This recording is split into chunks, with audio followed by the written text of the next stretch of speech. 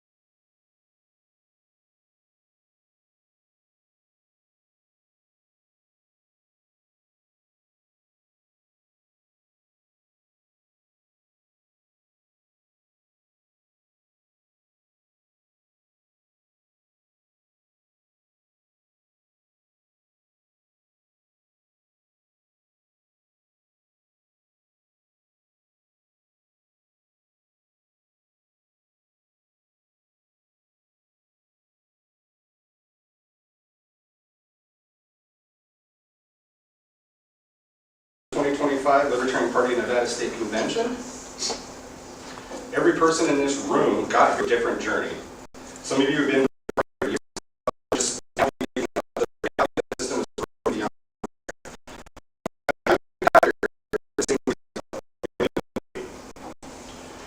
as a slogan, not as a branding gimmick, but as a philosophy grounded that you own yourself and no one has a higher claim to your life than you do. That's where everything starts, self-ownership. From there, you have the right to acquire property, defend it, trade it, build a life around it. You have the right to associate or not associate with whomever you choose. You have the right to speak your mind, to say no, and to be left alone. The only just society is one built on voluntary interaction.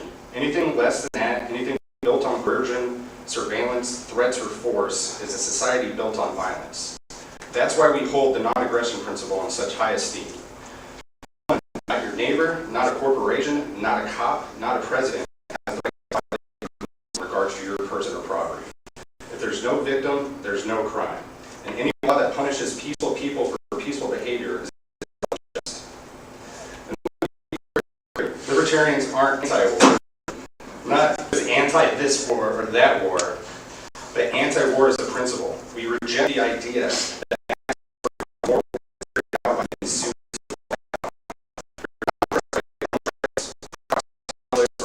or entanglements. War is the health of the state. Peace is the life of liberty. These are radical beliefs. These beings are bold enough to say they should apply to the government too. But you know what is radical? $37 trillion in debt, never-ending foreign interventions, mass surveillance, mass censorship, lockdowns on a whim, and a currency controlled by a private banking cartel. Now that's radical. We're not here to be ruled. We are here to remind the world that peace, cooperation, and respect for individual rights. We don't need permission to be free. We don't need to wait for a savior. We just need enough people to stop complying and start building it better. Right here, right now.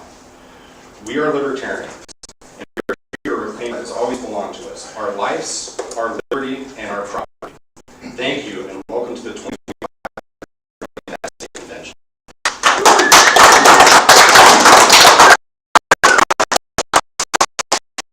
All right. So, the first business.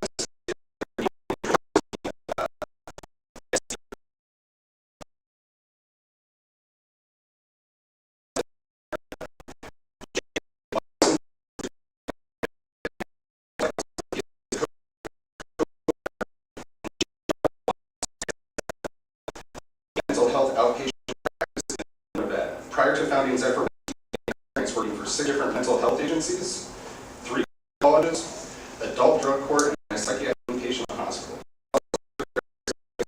Mental health agencies, colleges, school districts, and psychiatric inpatient hospitals.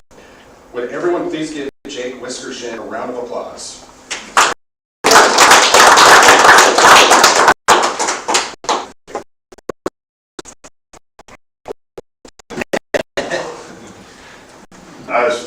So it's Whiskershin, by the way. Oh, sorry.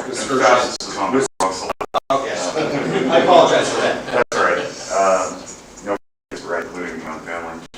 I was talking to Katie a little bit over the last couple of weeks about what you guys wanted, what I should present. I have like presentations of the wazoo, but rather than a traditional slide deck, just droning on and talking fast, we should.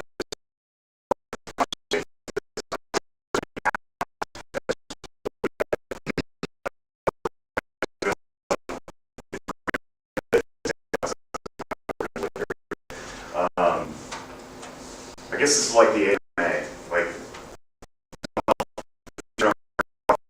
the emotional functioning, the politics of migration, getting black-pilled about all the systems that are corrupt that we try to, want to fix as people love freedom, why that's impossible, and how do we keep going?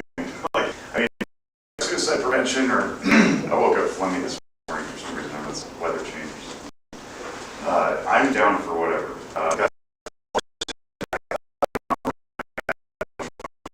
That I can easily send to anybody asks. Just free and anonymous mental health screening.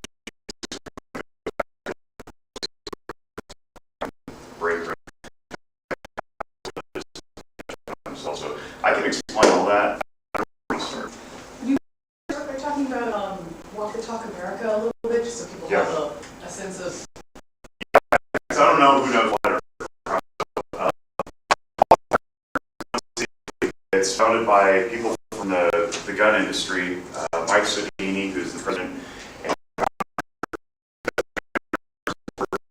his family business. They own a thing called Eagle Imports. They were bringing guns from other countries, ran them the U.S. In 2009, he had took his life with firearms, one of their firearms actually, and everybody showed up at this funeral. It's kind of who's who of the firearms industry, and they just kept it moving, and nobody talked about it. It plagued Mike for quite some time. So yeah, chance encounter with a stranger,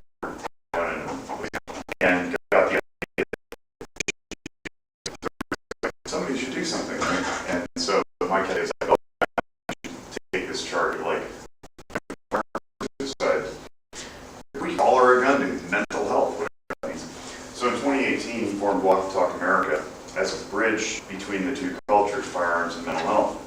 2019, a year later, I had the fortune of meeting him through a friend of mine who owns, operates our local premier gun range and retail store.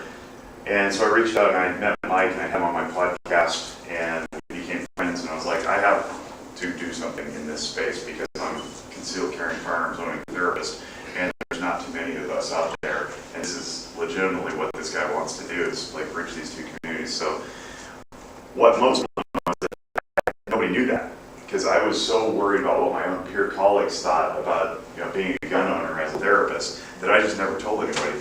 So I got the strange privilege or misfortune of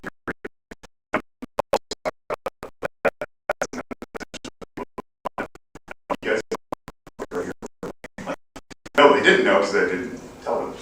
So I had come out of the closet as a gun owner and lost some friends over it, which is fine because they weren't friends anyway. But I gained a whole new group of people over the next 6 years. People would, I go to familiar. It's like the trade industry's biggest gun show. Booth, and these people from all over the gun community walk up. You're real? You're really a therapist here? Yes, I am. And then we started to draw some more therapists out of the woodwork. So what we do practitioners be more culturally confident about what gun culture is and who belongs in it, how diverse it is. We also so they're not coming to my office thinking that I have like some backbone to .gov to tattle on or whatever. I don't. And then we offer all sorts of other trainings. This thing is a free and anonymous mental health screening bracelet. It's just a take screening today.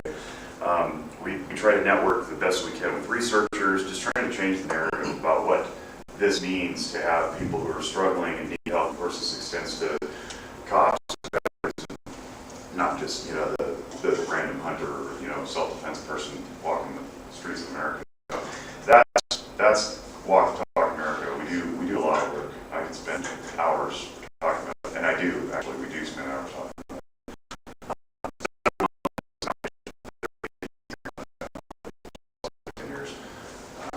And I supervise students and all sorts of stuff. Did you have a question? Sure. Please. Randy and I, for our podcast, Mm-hmm. 2021 probably. Yeah. So anyway, thank you for that. There. We talked a lot about how the COVID lockdowns were shutting up kids. Years later now, do you have any greater visibility on what the fallout is from that? Or Oh, it's worse. It's worse for a few reasons, actually. Who has kids, like school age? Any grown adult kids? Okay, I don't. Mine are 10 today.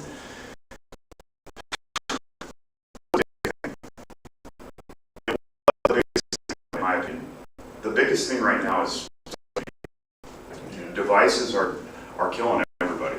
I think we've got another tsunami coming in the form of AI supplanting work ethic too. Some kid just graduated from somewhere. I saw a blurb just like 2 days ago, and he was bragging about how he didn't do any of his work all through college. And this was like,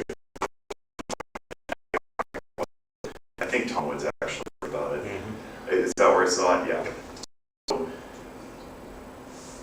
that's going to cascade, and it's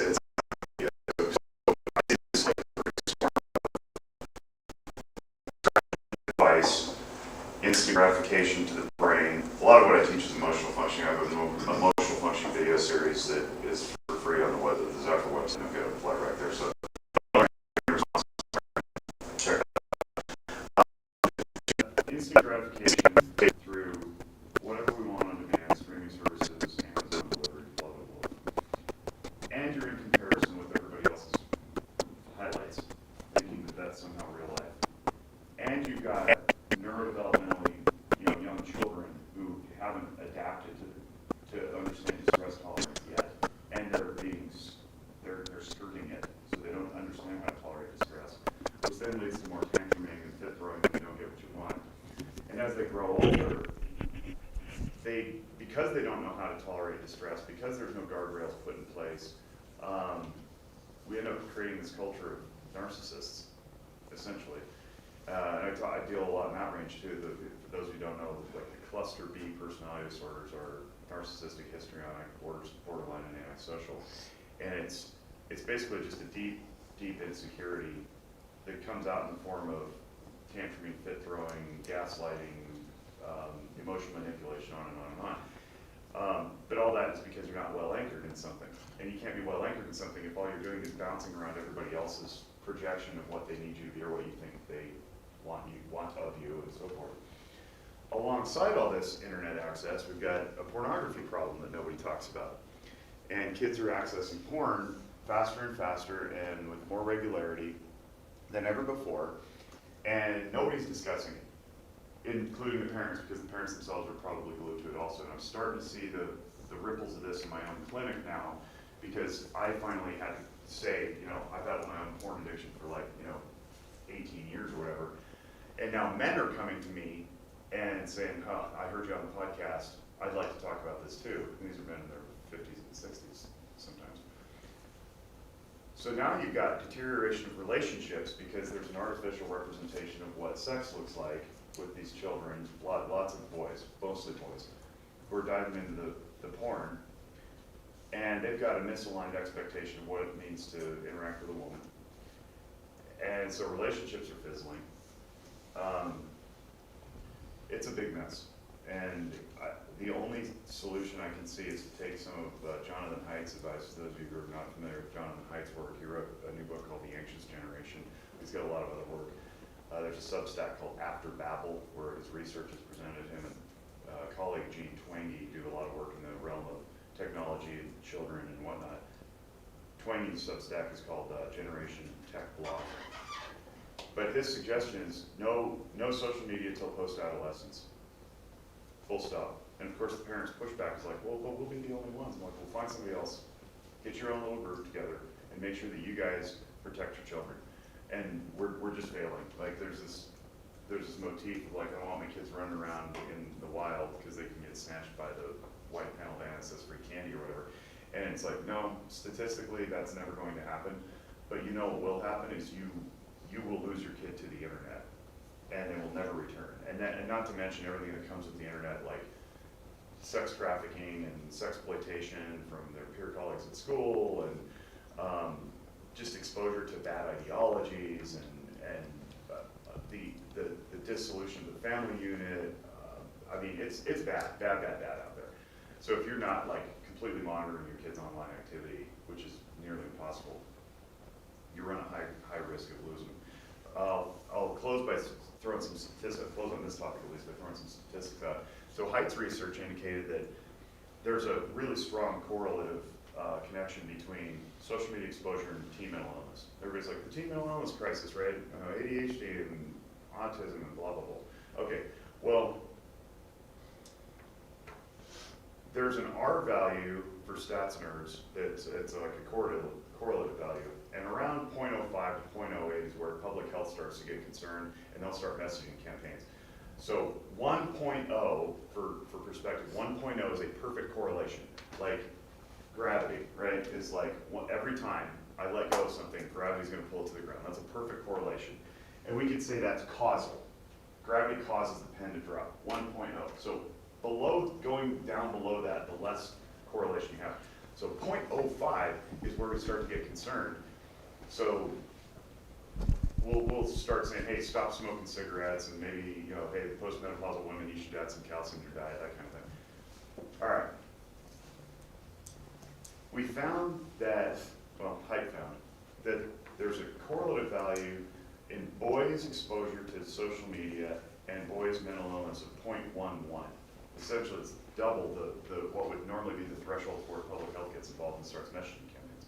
And I don't want to get into a debate about whether public health is a good idea or not, but the point is that exists. Girls is double that.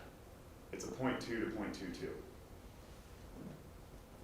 For perspective's sake, the correlation between lead exposure in childhood and brain damage in adulthood is 0.09. So we don't let anybody around lead. We've eliminated it from our gasolines and our paints and like everything in the environment. But here, have a device. Like, it's nuts. It's nuts. So get your kids offline. Yes. You said something earlier about leading to narcissism. Can you explain how? How much time you got? I want to frame this.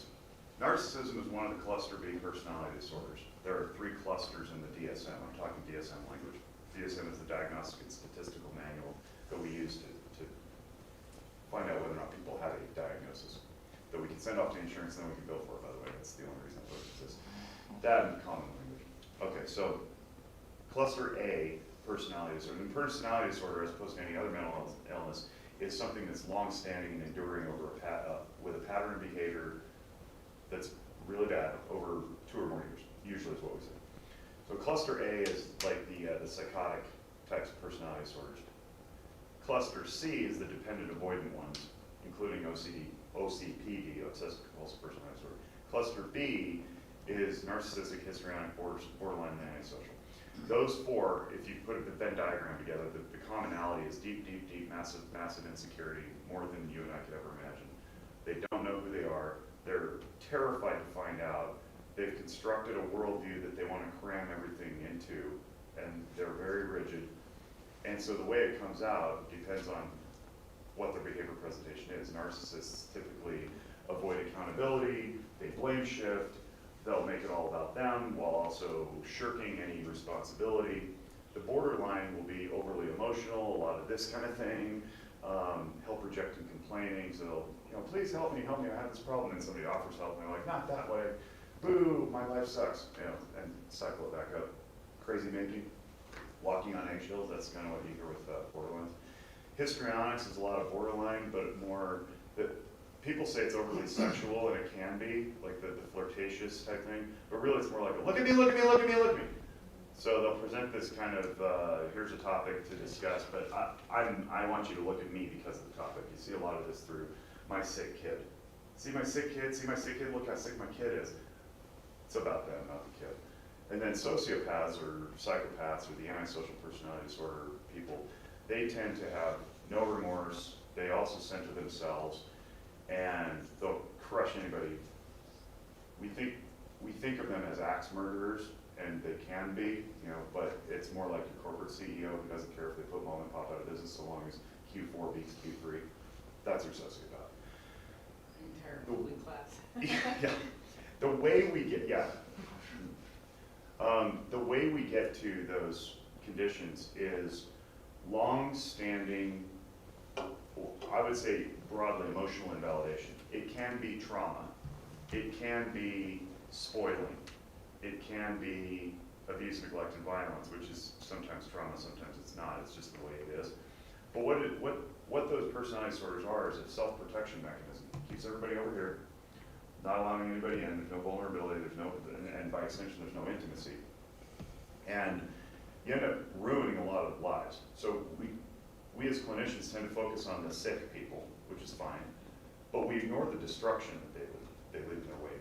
So the narcissists get to be narcissists because they've been trained, if you will, over time, just be so self-preservative that they end up ruining tons of relationships because they all become transactional. And instead of you and I sitting down and sharing something deep and meaningful, I'm just looking to see what I can get out of you. That's because historically, probably from childhood forward, that was how I was taught to be. Every time I opened myself up and became vulnerable to dad or whatever, he'd whack me or tell me to shut up or, bootstraps kid or boys don't talk like that or boys don't cry or whatever.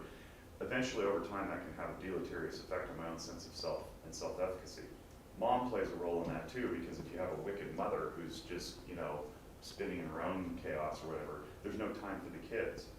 So a lot of times therapy speak will sound very fluffy and loose and soft and petting, like, you need a safe space to explore your emotions. It's like, well, yeah, you do, because when you open up, you don't want to be thumped for it, because then you just go, I'm not opening up anymore. Do that enough, and you don't open up to anybody, but you still have to live life, so everything becomes transactional and sometimes cruel. The way social media is playing into this is it's teaching children that they don't have to wait for anything. And parents also are learning that, because my generation, I'm 46, I'll be 47 soon, we were the original participation trophy kids. So it's like, you just get a prize for showing up. We reward effort instead of outcome. Like, that's not good. And now we're doing it with because I can't tolerate distress, I'm not gonna watch my kids sit in distress, I'm gonna bail them out of it. Sure, buy the Lego thing on Amazon, I don't care, I got money. It's all fake money anyway. Money for your. So that's how systemically and society-wide we end up with this culture of cluster B, what we would call it, where there's just no tolerance for anything at all ever, including ideas, right? So it's like, I have my worldview and I'm gonna live in it, and you're gonna fit in this box and you're gonna fit in this box, and these can't go together. I've already predetermined that guns are over here and mental health is over here and this chasm shall not be crossed, right? And then Jake comes walking in and it's like, I'm in between. And people plug their ears and close their eyes. And some of them, the gun community is really welcoming, quite welcoming, by and large. Clinical community, not so much. They've already determined the guns are bad because they've been told that by their professional associations and their supervisors and the media. And so it's like, this does not compute. So that's how. Question. Okay. Yes. It almost feels inevitable. That impending sense of doom. As society develops, and you get more people and you develop technology, it almost feels inevitable, but it also strikes me as there's some basic fundamental principles that have been lost that have allowed people to stray that direction. To get off track. I agree. Is there something there? I agree. I mean, I don't beat people about the head and shoulders with it, but I follow Jesus, and my spiritual formation tells me that this is an ongoing satanic battle between good and evil, and we just happen to be walking the earth that's fallen. And so there's absolutely a spiritual component to this, that if we're removed from our anchoring principles, which are usually bigger than we are, and I don't really care what religion it is as long as it's one not made by man. If you're anchored in something bigger than you, then you won't get blown about by the winds of culture. So yes, we have lost our ability to put our eyeballs on something bigger because we're so quickly distracted by the here and now, the dazzling, the sparkly, the shiny, the new, the iPhone, whatever. And as a result, we've inverted our priorities. However, I have hope, because I think some of this artifice that's accompanied a lot of the social media and a lot of the AI, I mean, it's literally called artificial intelligence, will eventually just grow weary of it. It's novel now to see, the selfie AI of the stormtrooper be like, all right, guys, we're about to go take Endor. like that's fun, that's cute, but eventually we're already seeing an erosion. Most people don't go to movies anymore unless they're really well made with actual actors. We're just tired of it. It's fake. Our brains can tell the difference. I mean, 40,000 years worth of evolution in our current species, we've gone too fast in the last 40 years, but certainly the last 12, right? I think our brains are wearing out. So the root cause would be the loss of an anchoring principle. Historically, Yeah. that anchoring principle has been religion. Yeah. that's changed over the past century. Yeah. Half Well, I century? think a lot of people find that anchored now in politics. They do. But do you think that there's an anchor in the future that people will grasp onto? Yeah, they gotta return to original documents. I mean, my field is susceptible to this too. I graduated with my counseling grad degree in 2011, licensed in 12. I gotta make sure I get that right. So this is an ancient history. This is like less than 15 years ago. And back then, we were still talking about things like psychodynamic theory, Jung, Freud, Adler, deep concepts of the psyche, the spirit, the soul, right? Fast forward 12 years, and the kids, they're all adults, coming out of graduate school now, they're all anchored on these behaviorist theories, which is fine, but it's just not deep. So Katie walks into my office, I'm like, hi, Katie, what brings you in today? And she's like, yeah, right, we got a problem. I go, what do you want to do about that? And we got a goal. I go, well, let's figure out what to do, and then I throw some interventions at her. But what I've been trained, if I'm a new grad, is to look only at the observable behaviors that she demonstrates and then mark them. And it's like, okay, cool, anxiety. Got your anxiety under control? Good, discharge. I don't ask why she's anxious. So the whole field has lost its anchoring in like, what is a human? Who are you? Why are you walking the earth? And what do you want to achieve and accomplish? And what are your values and goals? Do you think there's an anchoring principle that 8 billion people can wrap themselves around? Or do you,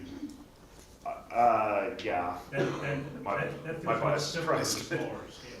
Yeah, I think we just have to start with, I'll make it neuropsych. We have to go back to emotional vulnerability. That's why I give the videos away. I give stuff away for free because I want to keep people out of my office. I'm trying to work myself out of a job. It's a little weird for an entrepreneur to say this, but I am. Like, if everybody's healthy and well, and I didn't have to like treat mental illness, and I still had years left on my lease, I'd flip the building into a brew pub and coffee shop. I'm not attached to my identity as a therapist. It's not my identity. So I think teaching people how to understand their emotional functioning so that they can connect with other humans will breed that, because intrinsically we'll all be serving each other out of a sense of communal good, not because the government told us that we need to, but because we desire it, because you have different resources than I do, and I want to tap into that, and you want to tap into me. But if I'm just distracted over here, then I can't get there with you. I can if we start talking about what do we have in common, and then I go, well, what do you want to do in life? What do you want to be when you grow up? And go, I don't know, I want to blah, blah, blah. And I go, yeah, I got some of that too. Okay, what drives you? I don't really know. Then we had started having the conversation that the Stoics and the Greeks had, like, you know, thousands of years ago. It's like, well, what is life? What is the meaning? What is the purpose? We've lost that. We've just become dazzled. That's, I apologize for No, it's good. time, but that's the only good point in AI that I see is I think it will free up society to return more of a classical education. Yeah. Because we'll get rid of the memorizing meaningless data points and formulas, because it can be done for us easily. And we can actually return to a classical education of teaching people to think logically and debate. I think it's going to be painful for a while as we start to figure this out, but eventually the beacons will emerge. People will go back to universal truths like freedom. You know, like there might be a day in the future where the Libertarian Party actually takes center stage because people are just so sick of the back and forth, the nonsensical surface level bullshit that doesn't feed anything at all but their own pockets, right? People crave meaning. And there's no meaning in the R versus D politics right now. There's no meaning. There's just self-centered narcissism, right? Everybody's out for themselves, knifing each other along the way, crabs in a bucketing to the, whatever.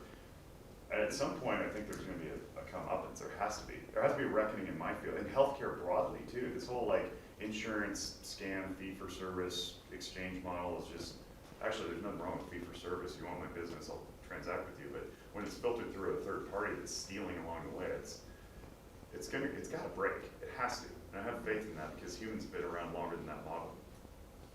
We got here somehow, and it wasn't through Anthem. Do you have any, like, advice advice or guiding information to offer? Because I feel like, mental health is something that everybody kind of goes through like a tough time in their life, or they have a marital dispute issue, or they have a kid who needs help, or somebody dies, and there's like everybody goes through challenges. And I think in the past there used to be this mindset of like, yeah, everyone, you move through it, you move on. And now everyone's like identifying with this stuff, and you're like, I'm damaged because, and like getting really like that becomes their thing. And you talked a little bit about some of the like things in the industry, and like therapists not being welcoming to gun owners, or having their stereotypes. Like, are there any things that you would offer to people as like guiding advice if you're like, I have to navigate this mental health issue, I need to take care of myself and my family in this way. How do I navigate this field without getting, what are these like main pitfalls like for people who care about, freedom and liberty and just have this different way of looking at the world? Okay, so it's easier to have these conversations one-on-one because I can pinpoint like what your issue is. To cast a broad net and say, here's what people should do is very challenging. The first thing I would say is have faith in yourself. Right? I think we've been trained to think that we're fragile by all the pop psych people with books itself. Legit, like I really think that we've become fat, dumb, and happy in this country. There's too many resources, right? We're opulent. And so every little tiny thing looks like a problem. And I say repeatedly, we need to stop pathologizing normal life and development. But that doesn't stop. And it doesn't get grant funding for schools and mental health and all that stuff. So when we look at Little Johnny, we do these school-wide assessments, which make me want to throw up. And we find out that Little Johnny's just a little bit off. It's like, send him to the person we hired on the grant to justify the continued grant funding, right? So we're pathologizing normal life.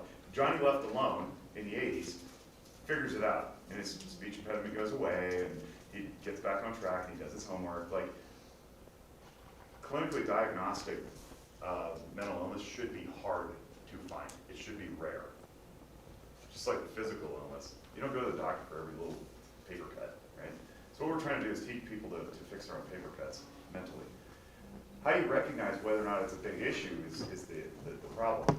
And if we go by the book, it says clinically significant distress or impairment in important areas of functioning. That's the paraphrase. Clinically significant distress or impairment. And there's usually a time frame there. It's not just a bad day or a bad week. It's like, it's been going on for a while, right? So start with your own faith in your ability to overcome things, because you have. And if you don't think you can, or you don't have the community to lean on, family, friends, church, whatever, softball team, then go seek professional psychotherapy. That's fine. But it's hard to answer that in broad strokes. I try to encourage people rapidly and get them going faster. I also try to treat problems, not symptoms. Does that make sense? I don't even know if that made sense. It's excellent. Okay, thanks. Also, start with emotional functioning. I'm telling you, like, I got a 9-video series just hanging out there waiting for people to watch it. Not because I want clicks, because I certainly don't get paid for it, but because you guys will eventually learn to navigate life better, improve your own communication and parenting, boss-employee relationships.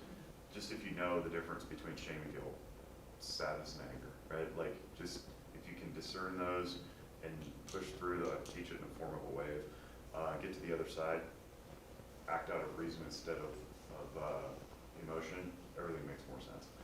So start there, take better command and control of your life. That's probably the best advice I can give. Stay out of my clinic. Sounds weird. I'm hired, by the way. We're still in Nevada, we're dead last and everything you don't want to be dead last in.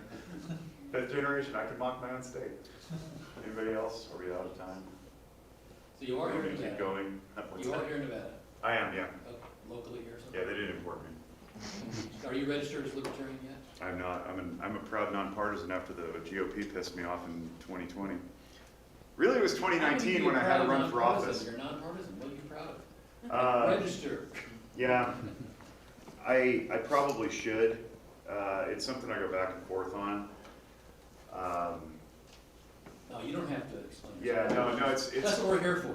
No, it's good. It's a good reminder. I appreciate the nudge because standing in the middle, you know how to train, right? No, it's a good reminder. I appreciate that. Thanks. We need you. Yeah, I need you too. You probably already answered this, but I was thinking with lead paint and cigarette smoke, we know almost exactly what the causal factors are, and it impacts everybody equally. Yeah.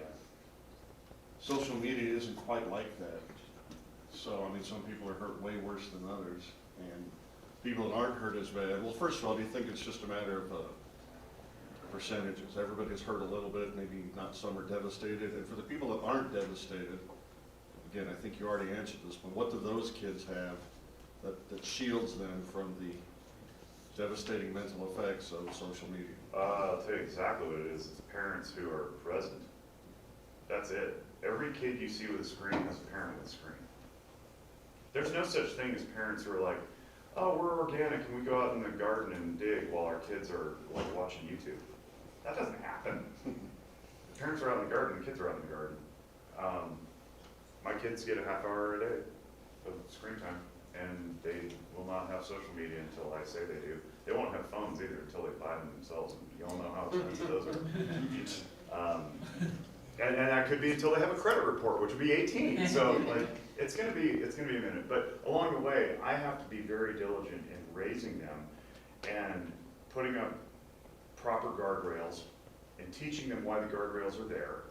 Parenting's hard, man. Like, it's really, really hard. And we've forgotten that. We've outsourced parenting. The schools do so much more parenting than they should. It's crazy. Like, I teach emotional functioning, and people are like, oh yeah, SEL. No, social emotional learning is not emotional functioning. Social emotional learning is heavy on the S, very, very light on the E. And they do it, and even what they do is wrong 90% of the time. The remaining 10% is just not good. Schools are parenting. The expectation then is, schools are feeding our kids. There's breakfasts now. You know, it's like what are we doing? You know?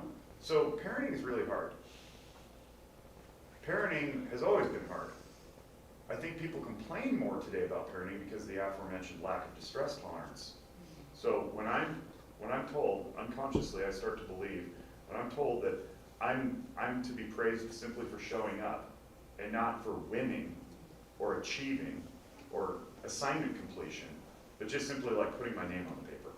What that does to my unconscious psyche is it says, you don't have to put effort in anywhere else either, including human relationships. And oh, by the way, thanks to, you know, this flourishing economy in China, everything's become disposable too. So like, if it breaks or breaks down, don't fix it, don't try to repair it, just throw it away and buy another one. And that is embedded into our psyches too, where it's like, you don't like your job, just quit. You don't like your marriage because your wife's not doing what you think she should, and you guys didn't talk about it anyway, and you're all trying to mind read, just divorce her, right? Oh, and by the way, kids are resilient, they'll recover. Like, it's bad, man, it ripples across everything. So it starts with distress tolerance. If you know how to like endure not getting what you want, then you can teach other people, like children, how to not get what they want. And then when they see Timmy, it's always Timmy and Johnny and Susie, right? Susie this time. Susie's got her iPhone and she's in 4th grade and she's, you know, looking at whatever she's looking at and texting her friends. My kid is like, I want what Susie has. I go, no. Ah! Wow, wow, wow, wow, up through the sadness wave, down through the other side. And life goes on. I go, see? Life goes on. The earth didn't spin off its axis just because you felt something. Okay, on to Legos, right? Then the iPhone is dead and done because I said no and I held the line. But if I can't tolerate watching my kid go, wah, wah, wah, wah, wah, and I'm bailing out with whatever, the iPhone. Well, I can't afford an iPhone, here's an Android. I have an Android. Then I haven't taught him that he can tolerate distress. He doesn't get to crest the wave and go down the other side. He just goes, I threw a fit and I got what I want. Please, Mom, please, Mom, please, Mom. No, please, Mom, no, please, Mom. Gets to number 27, please, Mom. Turns into, yeah, fine, shut up. 27 turns into 18, turns into 12, turns into you're just buying everything because your kid threatens a fit. So it's personal to stress tolerance. Got to teach them that. I have a beef with the way people teach empathy to kids, because I think it's inferior to like teaching compassion. Everyone's like trying to train kids to feel the pain of other people, because that's Are gonna they make you a really? better I don't know, that's how it feels. I mean, I believe you. You I think believe about you. how someone else Yeah. feels, like, that's the focus, is like, it's, you know, trying to understand how other people are feeling, but if Yeah. you're swallowing in someone else's feelings Yep. that you have no power over, you can't control or do Cool. anything about it. And then, Great like, topic, because it's those two words are used completely incorrectly most of the time. You use them correctly. Empathy is feeling as another person feels. Very useful. Very useful for identification. If you're feeling sad, what's your name? Cody. Cody. Cody said, what, pick an emotion. I said sad, but you can pick anything. Anger. Okay, if Cody's pissed for whatever reason, because Jake's, I don't know, poking at him, then I can be like, I get it, man. Dude, I feel your anger. That sucks. I'm there with you. And he goes, all right, cool. His limbic system, where the emotions are, starts to drain a little bit. I validated his emotion of anger. He goes, oh, I got heard. That's cool. Jake heard me. Now we can discuss options. But I can't if he's limbically flooded. Empathy is great. It's feeling as another person feels, so you can identify where they're coming from so that you can connect and solve problems. Nothing wrong with that. You can't stay there, though. You have to end it. As clinicians, we want to empathize with our patients because that's what gets them to move forward. They start to trust us. Compassion literally derived from the Latin com, which is with, pati, which is suffer. You're suffering with someone. Patient, by the way, patient is someone who suffers. So if I'm literally sitting with someone while they're suffering, that takes no effort from me. I'm just like, yep, sucks, man. I'm not going to carry it for you, though. That would be very inappropriate. I'm then making a psychological mistake of thinking that I can carry for you what only you can carry. I can't carry your anger for you. I can't solve your problems. Probably beneath that anger, because I teach that anger is secondary to other things, is a sadness, like a disappointment, an embarrassment, like a shame, a fear, perhaps. I use road rage all the time as the example. Road rage is not actually anger. It's fear that we don't deal with appropriately because we don't know how. So, because we get taught you're not supposed to be afraid. So we just go, anger! But if I can sit with you in that, and I can suffer with you, not for you, but with you, then I can open up opportunities for you to help heal yourself. So we have this phrase called compassion fatigue, which is total horse crap. But when you get tired of being compassionate, it doesn't make sense. It comes from nursing, by the way. The nurses were never taught to like sit with somebody, so they took all the baggage that the patient was sharing. And all they're trained to do is like stick needles in arms. My wife's a nurse, so I can mock them too. They're not trained to sit there while the person's like, blah, blah, blah, my marriage is falling apart. I'm just here for a blood draw, sir. And then they go home, they're like, that poor guy's marriage is falling apart, and they can't let it go. We're supposed to let it go. So clinicians don't get to, mental health practitioners shouldn't get to complain about compassion fatigue. We can complain about empathy fatigue, though, if we don't know how to turn it off. I've got this stuff rolling around, like, I saw 8 people today, and they're all miserable. It's like, yeah, well, you signed on to be a sin eater. Leave it at work. Don't carry it with you. That's not yours, because then when you go home, you're not present for your wife and kids, or you let it fester for too long, and it comes out as anger or violence, and you kick the dog, or whatever. That's not appropriate. So we do need to teach empathy. We need to teach limited empathy. And then we also need to teach that it's not ours to solve or carry. It would be very inappropriate if we were to do that. In my realm, if you come into my agency or my office, talk to any of the people that I've trained, they will tell you that your baggage is yours to carry, not mine. Sounds cruel, but even if I had a magic wand and I would take that away from you, I've then created a dependence upon me. That's also really inappropriate, because I've inverted the power differential. I don't have a wand, but even if I did, I wouldn't use it in that fashion, because then you wouldn't learn that you can tolerate your own distress. You'd come to me for it, like we do with the government. Solve my problems, print more money. Stimulus.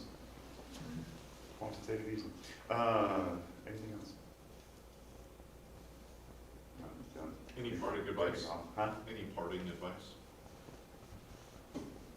Be excellent to each other. No. I hope I'm wrong. You are. Look good.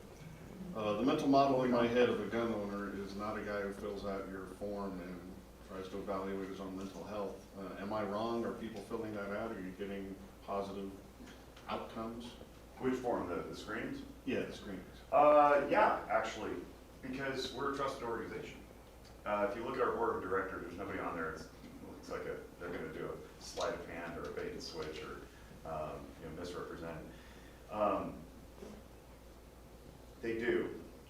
Some of our data that we're trying to pull now, though, is specific to red flag laws, ERPOs, extreme risk protection orders, gun violence restraining order if you're in California, the New York SAFE Act if you're in New York. They're all the same thing. It's an attempt to remove firearms from somebody who's a threat to self or others with said firearms. And our hypothesis, mine chiefly, because I came up with it, is that gun owners don't want to go get care because they're afraid of being red flagged. We have bupkis for valid data that substantiates that. We've run our own survey twice, but it's an online opt-in. It's not very good data. It's a good survey. We got 2,400 respondents in the last one, 50% of which said, no, I would not go get mental health care if I thought my rights would be restricted. We had a sampling bias issue. It's a lot of older white men who'd like a wider range. But we know that it's somewhere between 20 and 50. We know that. So if you're talking, we'll say 25%. 25% of 110 million gun owners in America wouldn't receive services because they worry about their rights being restricted. That's a lot of people who will get worse. That's our push right now. We want to get funding to do an appropriate, proper, well-vetted, high-fidelity survey or research study to see how policies that push toward gun control actually are deleterious to care access, because we believe it's a thing. Unfortunately, the vast overwhelming majority of studies in the gun violence realm, and I am actually a published subject matter expert in gun violence injury prevention. I don't think guns can be violent, by the way. But the gun violence injury prevention research people never ask that question. They take an a priori presumption that policy interventions are good, that the state should be the first level of intercession into you if you're struggling. I say no. I think care should be the first level of intercession if you're struggling. I want to get you to the hospital. I want to take your property. That's stupid. Then what, you get discharged, you have different property you can take your life with? Are we asking if you are we taking out a rope out of your house too? No, it was just a firearm. I don't care to go down the rabbit hole why. We all know why. But the point is, it's having the opposite effect. It's making people worse. And we know that since the advent of these policies and laws, suicide, specifically firearm suicide broadly across the country, has not gone down, it's gone up. They're not working. Everybody cites a study from Connecticut saying, oh, they've dropped 6% or 9% in their firearm suicide since they had their own ERPO enacted. It's like, okay, what did suicides overall in Connecticut do? Thanks. They went up. It's like every other state in the nation. They don't work. So that's yes, gun owners trust us. They don't necessarily trust other people, but they do take the surveys, the screenings, I'm sorry. And they are anonymous, they're free and anonymous, powered by Mental Health America. You guys have a network, right, of providers and clinicians who are Slow putting growing. themselves out as like, hey, I'm on board. Yeah, it's hard to grow that network though for all the reasons I stated. We don't want to come out to our own peer colleagues because we don't want to run afoul of whatever the community thinks of us. Me, I don't give a rip what my professors and supervisors think. I want to serve the people who need help. I don't care what my doctor, blah, blah, blah from UNR said. So it's hard to grow that network. We've had 600 people take our training in one form or another, give or take several dozen, and the network is like 25 people. Now, not all of them are clinicians, but a big part of it is I don't want to stick my neck out. Another big part of it is I'm working for the VA and I don't need to list myself because I get my own pipeline, and if somebody sees my name and they type me in, if they're not a veteran, they can't access my service anyway, so it's a false representation. So it's tough to grow the directory, but we're getting there. It's also the harder solution. I mean, you're trying to solve the root problem rather than treat the symptom, Yeah, which is the easy button. yeah. What I probably ought to do is, to answer Katie's question, I probably ought to connect with Soat DeBreezy, who's got conservativecounselors.com, and just spam all her registrants and be like, hey, you guys firearms owners, you want to also list over here? It's free. I'm just lazy and burned out. Good. I could talk forever about this stuff, obviously. The more coffee I have, the better. Well, any parting advice? I have a party book. You guys want to write down a book? It's a great book. Walking Through Anger. Christian Conte, C-O-N-T-E is the name. It's like $16 or $17 on Amazon. My bias, my disclaimer is that he's one of my good friends and a mentor for many, many years, about 17, 18 years now. But his YouTube channel is also phenomenal. If you read Walking Through Anger, it's a little less about actual anger and more about how to communicate properly, see through people's outward behaviors to the soul, the person on the inside, listen, validate, explore options. He writes really well. The audiobook is even better because he reads it himself and ad-libs a little bit so you get a little extra content. Phenomenal YouTube channel. I plug him wherever I can. He's been on our podcast. I have 2 podcasts too. Guns Mental Health, which is this one, and then Noggin Notes, which is just mental health. But Christian's work is phenomenal. I can't recommend him highly enough. I recommend that book to everybody in every industry, everywhere. It's very easy to read. It's enjoyable. Good stuff. So, All right. yeah. So thank you.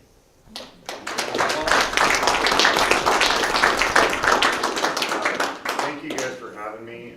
There are stickers and wristbands. I'll just leave stuff here. If you want a shiny, Nevada sticker or a Guns Mental Health sticker, please take them. Okay. They don't do any good in my car. Thank you.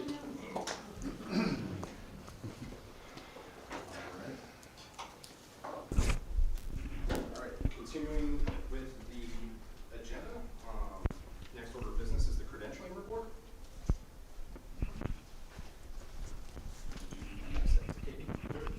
The secretary, would you please give the credentialing committee report?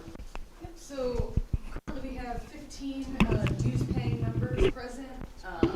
We have 3 non-voting attendees, students, guests. So we have a total of 18 people present. So when we get to voting, in order to have something pass on a majority vote, we need at least 8 people voting in favor.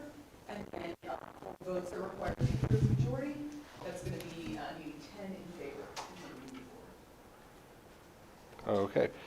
And so if no one is opposed to adopting the proposed credentialing report, the credentialing report is adopted by unanimous consent. All right, next order of business is adoption of the agenda and special rules. Has everybody had a chance to look at the agenda and special rules? Is anyone opposed to adopting the proposed agenda or special rules? Nobody is opposed. We will adopt the agenda and special rules by unanimous consent.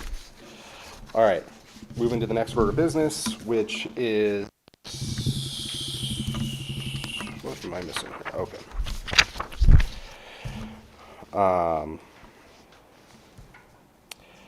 Election of convention officers. Is anyone opposed to having me chair the convention? Anybody would like to take my place? All right. I guess if there's no opposition, I will chair the convention. Is anyone opposed to having Katie be the convention secretary? If no one is opposed to Katie being the convention secretary, she will be the secretary for the convention. And then we need to appoint a sergeant at arms. Would someone like to nominate Adam Heyman to be our sergeant at arms? All right, so I guess there's a second with that, and if no one's opposed, Adam will be our sergeant at arms. All right, now we'll be moving on to the next order of business, which is our next guest speaker, Matt Alder with the Nevada Homeschool Network. Matt Alder is a leading voice for educational freedom in Nevada. As a key figure in the Nevada Homeschool Network, he has been instrumental in protecting and advancing the rights of homeschooling families across the state. Whether it's testifying at the legislature or organizing grassroots advocacy, Matt works tirelessly to ensure that parents, not the government, remain in charge of their children's education. Please join me in welcoming a true champion of homeschool liberty, Matt Alder.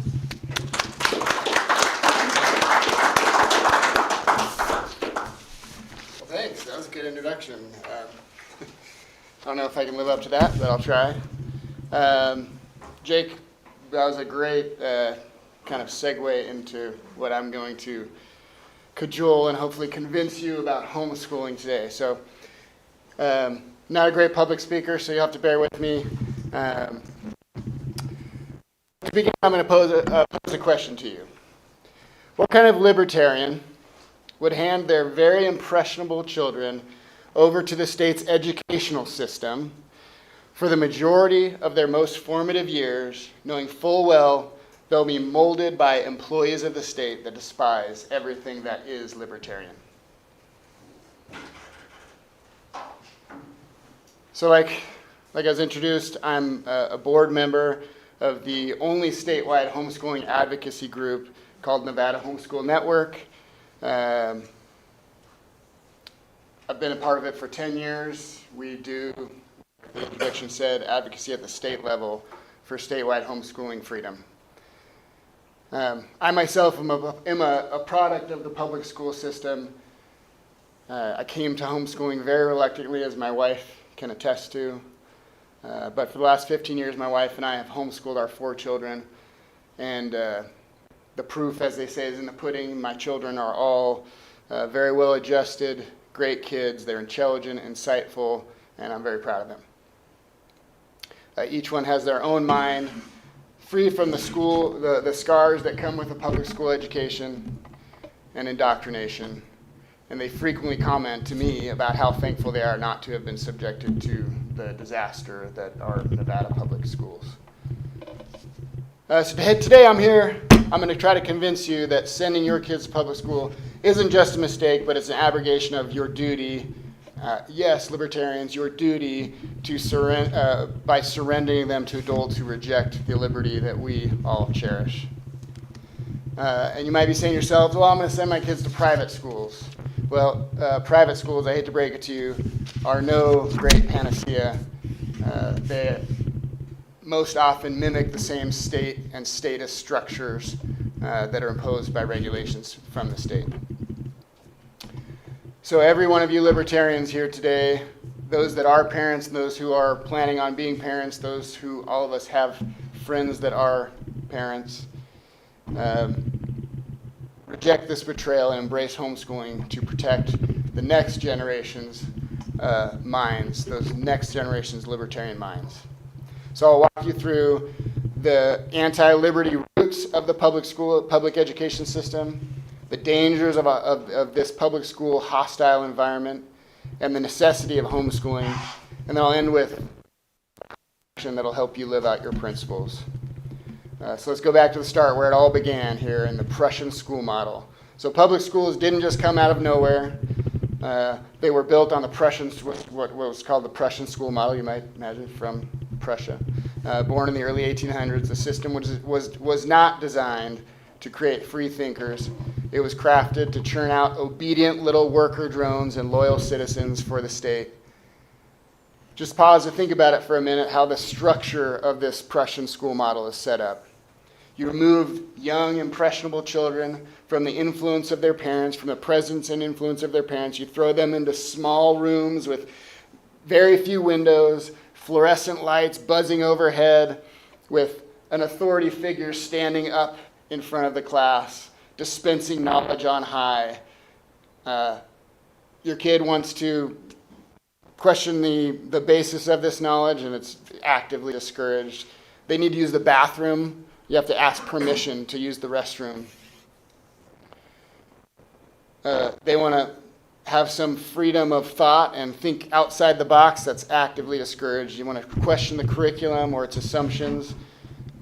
You must be some sort of conspiracy nut. The structure isn't an accident.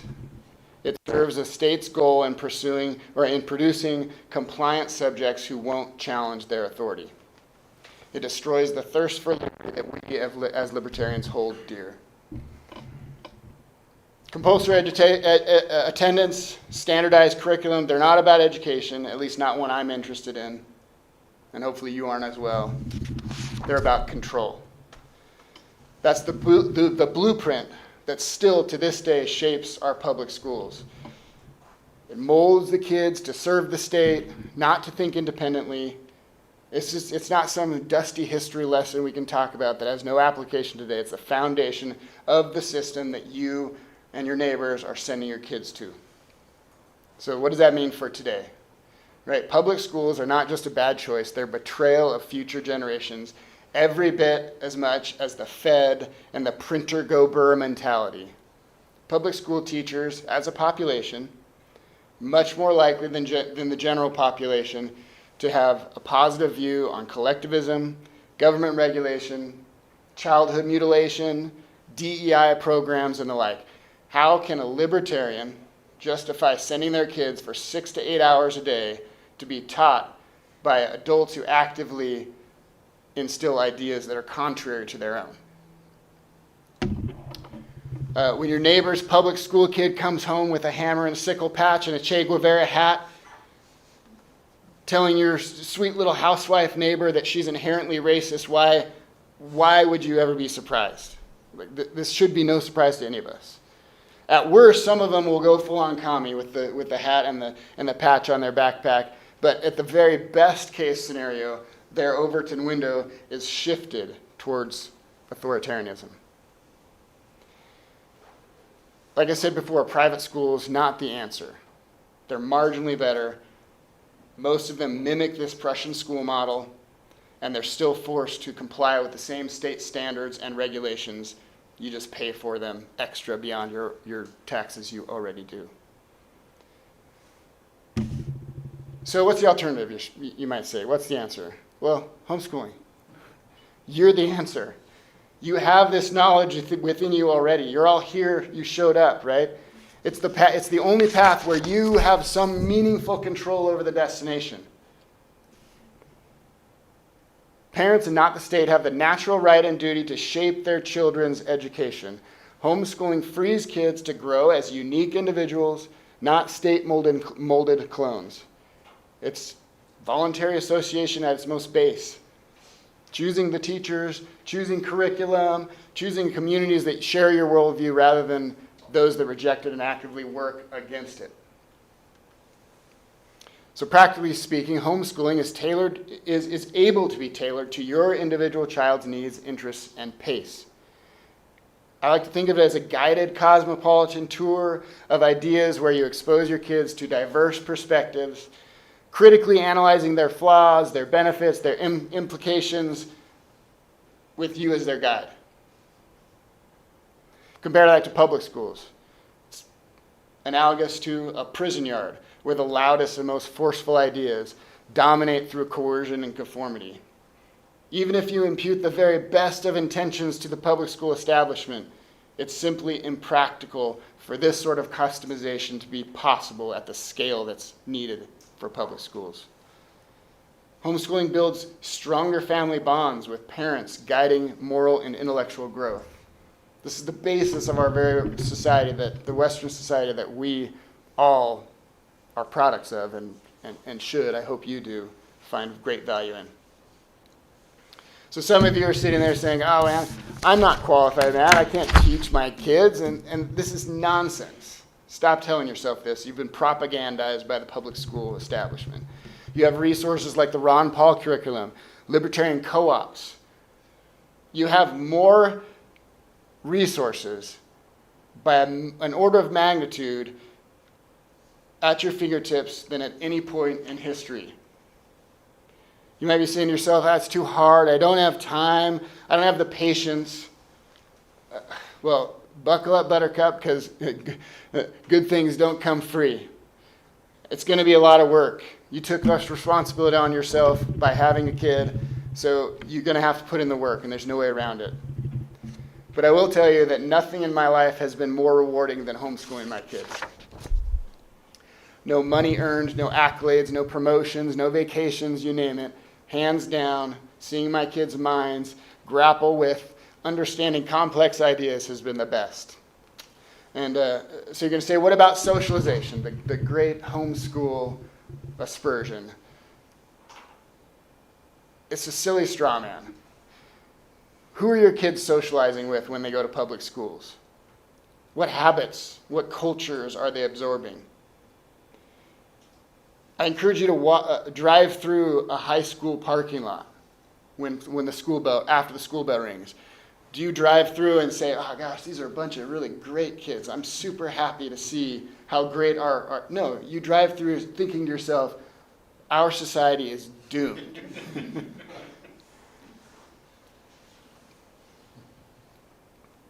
Homeschooling lets you choose the peers, choose the environment, choose the communities that fit your values. You have a plethora of choices from churches and clubs and sports and neighbors, you name it. They're all completely voluntary, which we all should love, and provide all the socialization you could ever want.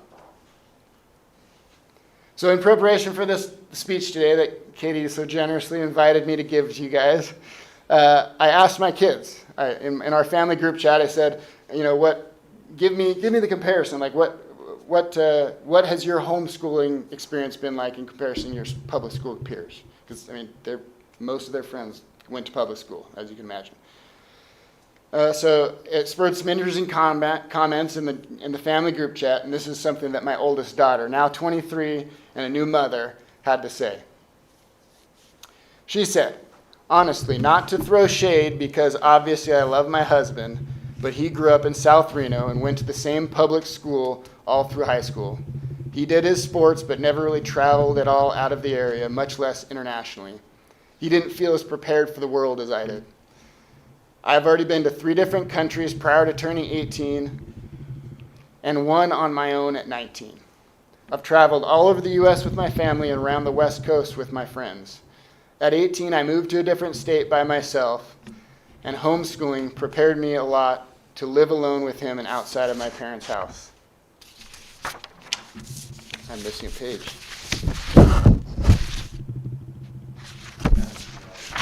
That's the last page. This is really good. Can you hand me my phone? Hold on.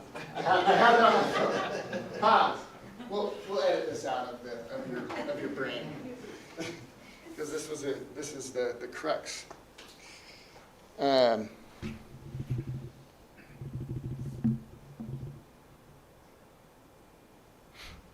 Stand by.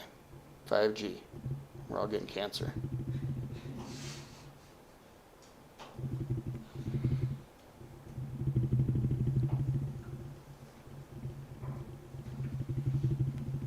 Okay.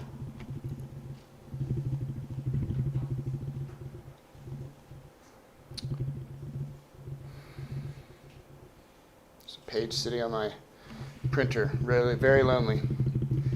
Okay, at 18, I moved to a different state by myself. Homeschooling prepared me a lot to live alone and with my new husband and out of my parents' house. I think a lot of that is due to my personality, but also I was able to explore more instead of being in school, so I was more willing to be tenacious and experiment with new things, even though I didn't really like the change, and I'm generally an anxious person. So, my son-in-law chimed in. Public school, did well in public school. There no problems, right? He had this to say. He said, "Why do you see so many public schoolers in good families turn out so poorly? Do you think public school could have any effect on that?" I was telling someone the other day that my whole life growing up revolved around grades and sports to the point where my childhood was just living for other people, even living for the school. When I went only on a few vacations during my whole high school, didn't even see any of the world at all. There are so many parents who are good and their children turn out to be terrible kids because they are raised by teachers who don't care about your family or your morals or your faith. So, let's get down to brass tacks. What does this all mean for you, the libertarian? If you call yourself a libertarian, a minarchist, an anarchist, but send your kids to state schools or state-sponsored schools or even state-regulated private schools, you are outsourcing your best tool to positively affect the future. You're voluntarily giving that tool over to your ideological enemies. You're handing over your children's minds to people whose job it is to turn your child into an NPC, training their minds to think only in terms approved of by the state. Do not abandon your children for cheap convenience, social status, or free babysitting. This isn't just for parents. If you don't have kids yet, start thinking now. Don't default to the state system when the time comes. And let's talk about the bigger picture. Political thought is shaped, at least in part, by genetics. If you're here, we believe in liberty, and today would imply that you also believe in liberty and you want to do something about the future of liberty. As illiberal as our country has become, we can all agree that it could be much, much worse. So have children. Katie, lots of children. You're pregnant again. It's great. You should homeschool them and instill a deep and abiding love of liberty and freedom that we all still, at least in small part, enjoy today. So I'll leave you with a Murray Rothbard quote. He said, "The state is the great enemy of mankind, and education is the most powerful weapon." The state wants your kids' minds. Don't let them have it. That's it. Thank you. Appreciate it. If you have any questions for me, be happy to answer any questions. So, I came to this realization late in life, unfortunately too late to fix my, at least for about K-12 or Yeah. my youngest is going to UNR next year, and I'm just curious, what are your thoughts on how do you continue to help support that kid through public Sure. institutions? Sure. Like you're already there. Or do you think Yeah. that those, because you did that for those K through 12 years, that they've got strong enough foundations to make it through? Universities. So none of my kids have gone to None none of my kids have gone to university. So I can't speak from personal experience other than my son-in-law who did go to private university, but very secular. Used to be Christian university at one time, but is very much not now. I think you lay a strong enough foundation of critical thinking beforehand, and I think you'll have a better chance than not. But So I've lost that. yes, right. So I don't want to say there's no hope, because I think there's always hope. But if your kid is already an adult and has, I mean, I remember when I was 18, 19, I thought I knew everything. So if you know everything and probably everything that's wrong, it's going to be hard to deprogram that.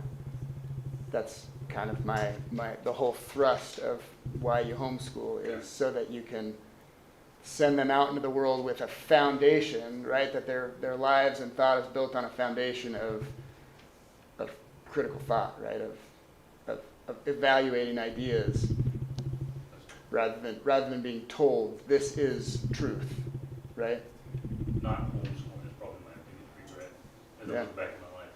Yeah, and you've already done that, so you're kind of at the point where you just gotta try to start as best you can, with conversation, with proposing idea, doing the same thing that you would have done if you would have homeschooled, right? That's a lot of our homeschooling was very informal and just conversational. And if I remember right from previous meetings we've had, Nevada is one of the strongest states for homeschooling, isn't it? So yeah, if you have any questions about Nevada State, so Nevada Homeschool Network is the only statewide, the only advocacy group that I know of in the state of Nevada. So it's not, your right as a parent is constitutionally protected, Okay. and homeschooling has its own section in NRS that is, that's pretty well established at this point. I can't remember, it's 2007, I think, 2005 or 2007 that those laws were enacted. And before that, it was pretty terrible. You had to get permission from the state to homeschool. You had to have teachers sign off, all this garbage, right? Now, you basically, the only thing you're obligated to do, roughly, is tell the state, I'm not sending my kids to your schools, and that's it. Once. You tell them once, unless you move to a different school district, you have to tell them again, but you basically tell them once. Push to change that? So we monitor Nevada Homeschool Network. What do I say? We monitor each legislative session, any bills that have anything to do with education.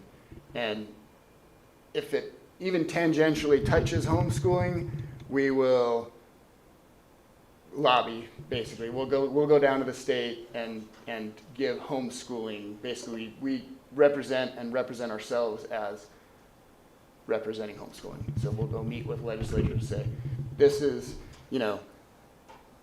our position, and if they continue to push bad legislation in public education, we kind of say, we think this is a bad idea, but we're not going to actively oppose it. But if you touch homeschooling, we'll call out the Army and get all the homeschoolers riled up. Yeah. Do you know the numbers currently, both here in Nevada and nationwide, how many people are homeschooled? I don't. No. Unfortunately, I've never seen real good numbers. I have a different question. Yes. From your perspective, how do you feel about the growing school choice movement across the country? Generally positive. Like Christopher Rufo is kind of has put himself at the head of that, I think somewhat rightfully so. In 2000, don't quote me on this, 17, we had the Education Savings Account bill here in Nevada. Nevada Homeschool Network was neutral on that, just because we don't want state money in homeschooling. And at first, that bill was trying to cross homeschooling with ESA and piggyback ESA on top of homeschooling and kind of intertwine it, which Nevada Homeschool Network is overtly against any strings attached. We like our homeschooling how it is. So I wouldn't say the broad school choice movement is good, but they often try to. So there's a conflation between what we think of as homeschooling. A lot of people think they're homeschooling when they're actually doing public school at home, and those are different things, right? And so we want to keep those very separate. Is there any, have you looked at, for example, the Arizona legislation? I mean, it has you want to keep that lever real small. Yep. The state gets to define as an educational expense. Yep. Are there any examples of legislation you think are better than others, or? I mean, my measure would be how many strings are attached. In Nevada, the ESA law was you had to take state tests, and then Yeah, it was bad here. there was no funding. I don't think you even have to opt in. Like, if you were just a homeschooler, you don't even have to say anything about it. See, we specifically worked with the ESA, the legislator that was put together, that sponsored that ESA is friendly with Nevada Homeschool Network, so he worked with us. I can't remember, his name was Scott something. Can't remember his last name off the top of my head. I don't think he's in the legislature anymore, but he worked with us on that, and we wanted them to be separate. We wanted you had to opt in. Essentially there were three tracks. There was homeschooling, true homeschooling, where the state has no influence.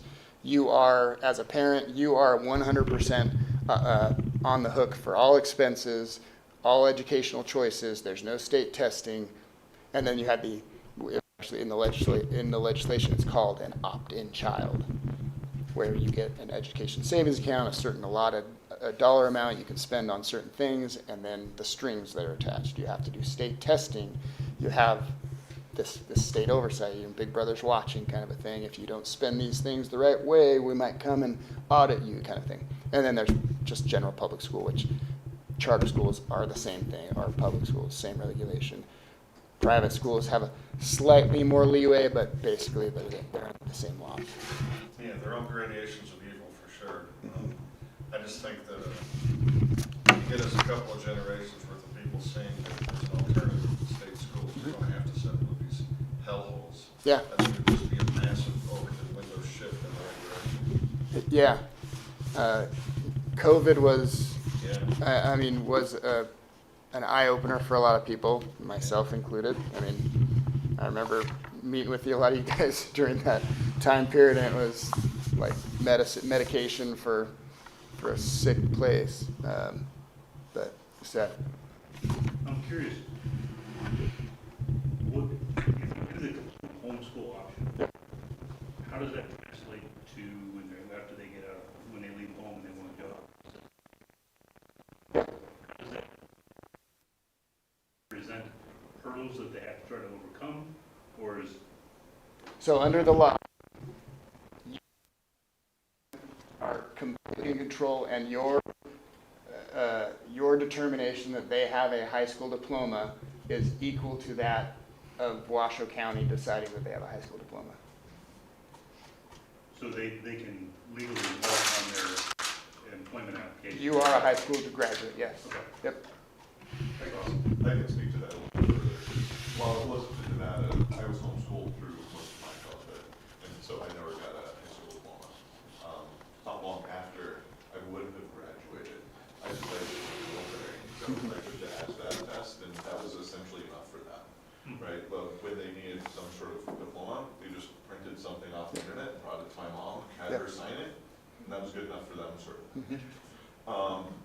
Especially when it's like concerning going to college and things like that. I know if you look at UNR's website for like thing, and I assume that UNR is very similar, is like there's either you can have a diploma or you can score a certain amount on the SAT, and that certain amount is hysterically low. Right.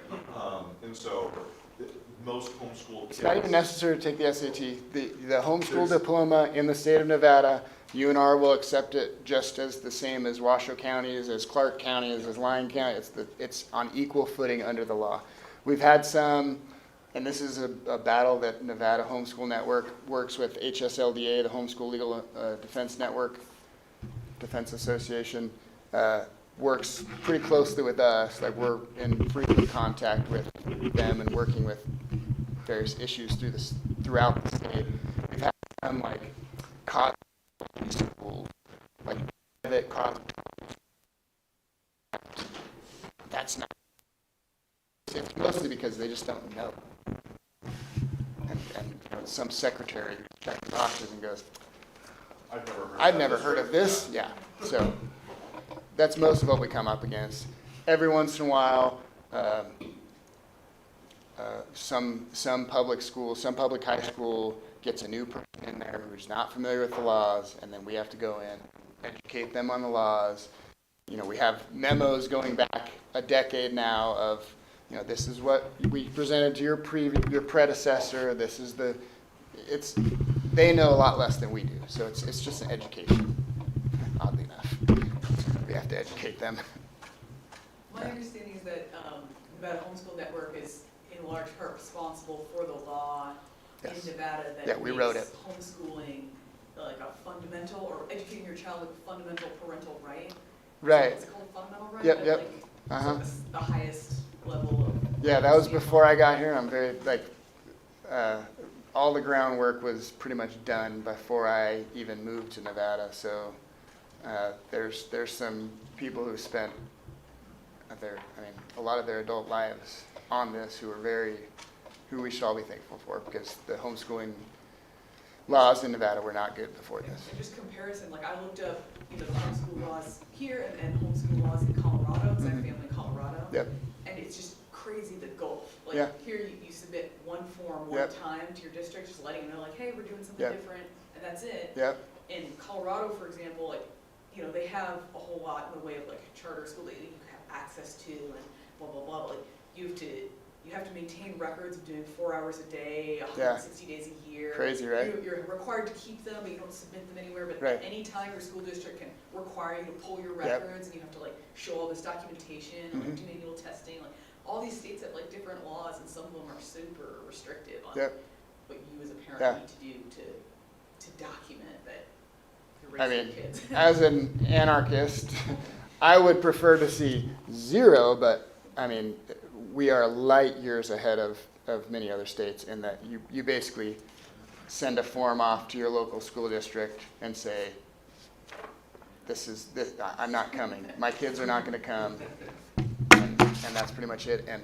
And there is 0 enforcement even of that. The only enforcement of that is when your kid turns 16 and wants to get a license, the DMV wants to see that paperwork. That's really the only meaningful enforcement. Nobody is following up on it. I mean, I haven't heard of a single truant officer chasing anyone down. Like that's always the fear, right? Is that, oh, your child is truant, and then you don't have the paperwork, and the government wants to, grind you into the ground. But it just doesn't seem to be of interest to them at all. I think the answer is kind of a question, but I'm assuming your taxes are still going to pay for public schools, right? Unfortunately, I still have to pay taxes. Not even a tax deduction. Not even a tax You would think deduction. you would think there'd be some way to recoup that. Well, that was kind of the impetus behind the ESA, the education savings accounts. Okay. It was kind of a confluence of homeschoolers who, yeah, I'm paying all this money, but I shoulder all this burden of the cost, and private schoolers who say, I send my kids at, $15,000 a year to Minot, but I still pay all the taxes for sending your kid to public school. So it was kind of, both of those came together to say, hey, give us some of this money back. But then they attach strings. Well, they attached strings to it, and in the Nevada Constitution, I believe it's in the Constitution, the funding mechanism for public schools is like sacrosanct. And they didn't put a funding mechanism. They were just going to fund it through those same taxes, right? Public schools have real strong clause into that constitutionally. So without a constitutional amendment, ESAs are basically never going to happen in the state of Nevada, other than putting some other funding mechanism in, which sort of defeats the purpose of clawing back some of that for yourself. It's a little bit of a mess. So if I wanted to steel man, or maybe not steel man, sorry, if I wanted to have a conversation with somebody who's opposed to homeschooling, Yeah. because their thought was, well, you're by giving school choice and allowing the money to flow around, or allowing you to homeschool your kid, you are basically abandoning the public school system and the rest of the kids. Right. My first gut response would be, okay, fine, they're my kids, deal with your kids. Right. They're your responsibility, not mine.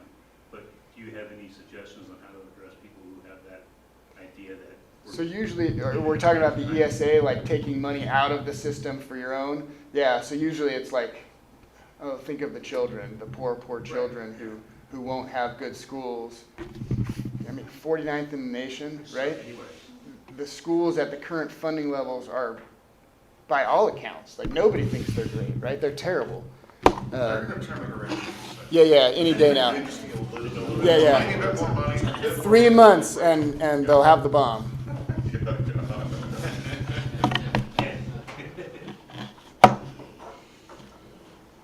Yeah, I don't know, guys. Like, looking out here, there's not a lot of children running around, with one exception, but not running yet. Soon. Yeah, thanks for letting me come in.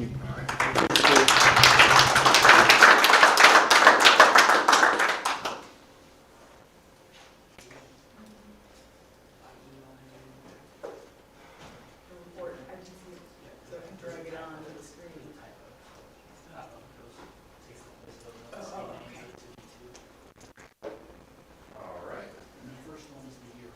Well, the next order of business is officer reports, and the first officer report is the treasurer's report. So Travis, the floor is yours.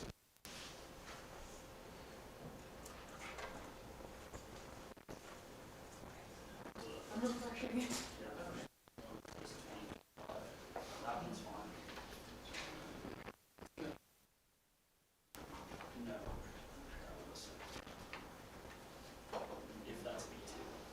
Yeah, so the V2, oh, just this. Just this thing? Oh, okay.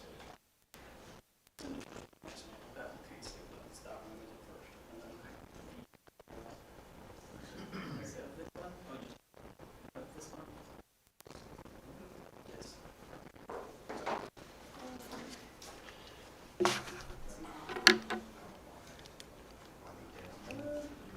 one? Do an intro first anyways.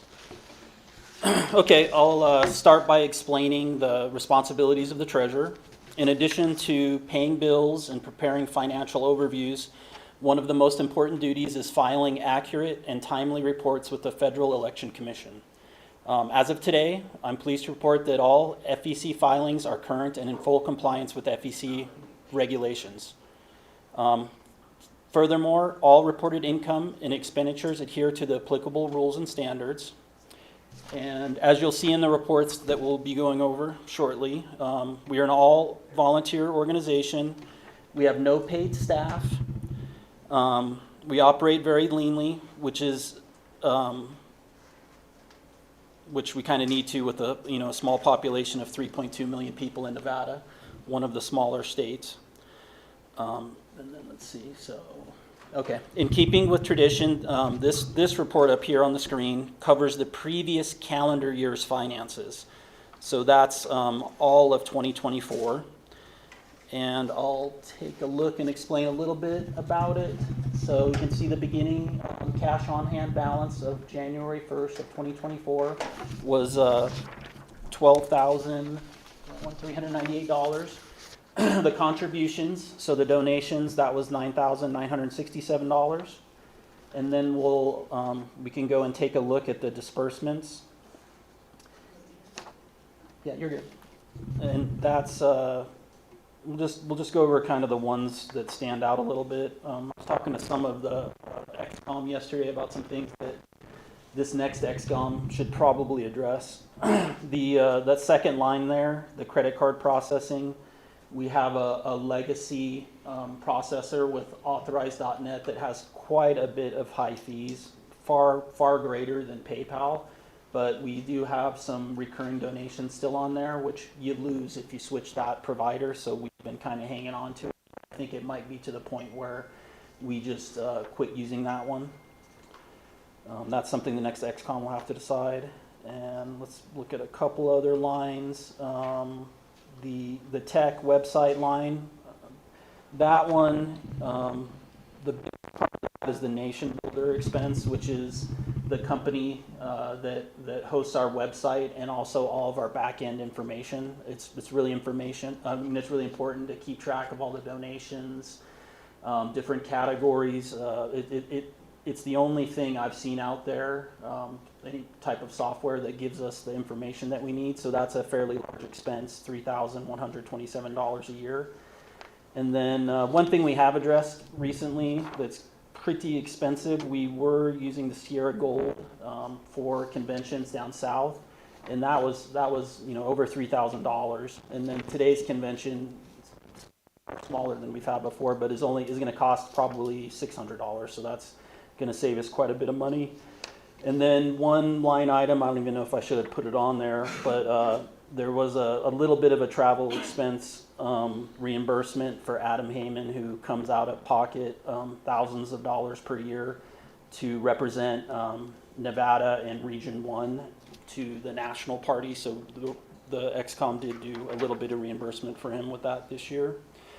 But let's see, that's it for this one. That's the yearly overview, and then we're going to go to a current one, like the one that I give during our XCOM meetings.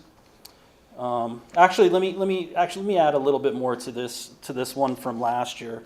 I've got some numbers for prior years, the contributions, just so everybody has a little bit of context. So back to what 2024 was $9,667.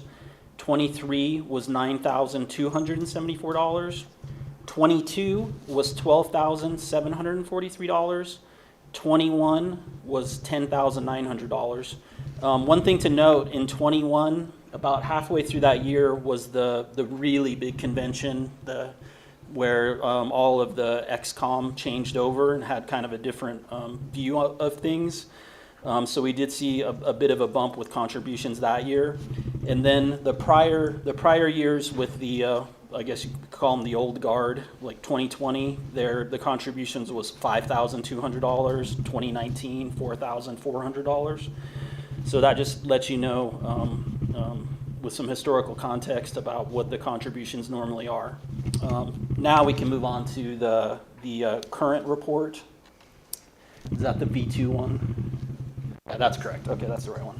I had a typo, I just fixed it. Okay, so we'll talk about where we stand today. So we can see the available funds of $12,149, which is pretty healthy, and also that we're going to not have these big expenses with the convention. Things like that leaves the whatever the current executive committees ends up being today in a decent place to cover their expenses for the next year. Our donations were a little bit low this last month, $346. Every single one of those is a recurring donor, so that's on the website when you click the button to have that same donation go every single month. And then our expenses were fairly typical, $636. But then let's talk about the state of the party. So no loans, no leases, no outstanding debt, and then what I just said as of cash on hand, $12,149. We're in a pretty good place, and with that, that'll conclude my report. All right. Thank you, Travis. All right. Next order of business would be the secretary's report. Unfortunately, our secretary wasn't able to attend. She had something come up, and I believe she didn't supply a report for Katie to give on her behalf. I'll just state that, she's continued to be present and do the minutes for us for all our executive committee meetings. We typically do one about every 6 weeks, and she's also been making sure that we have a regular email send. So, and then who do we have next after that? We have the Northern Regional Rep, which is Brad. Brad, the floor is yours.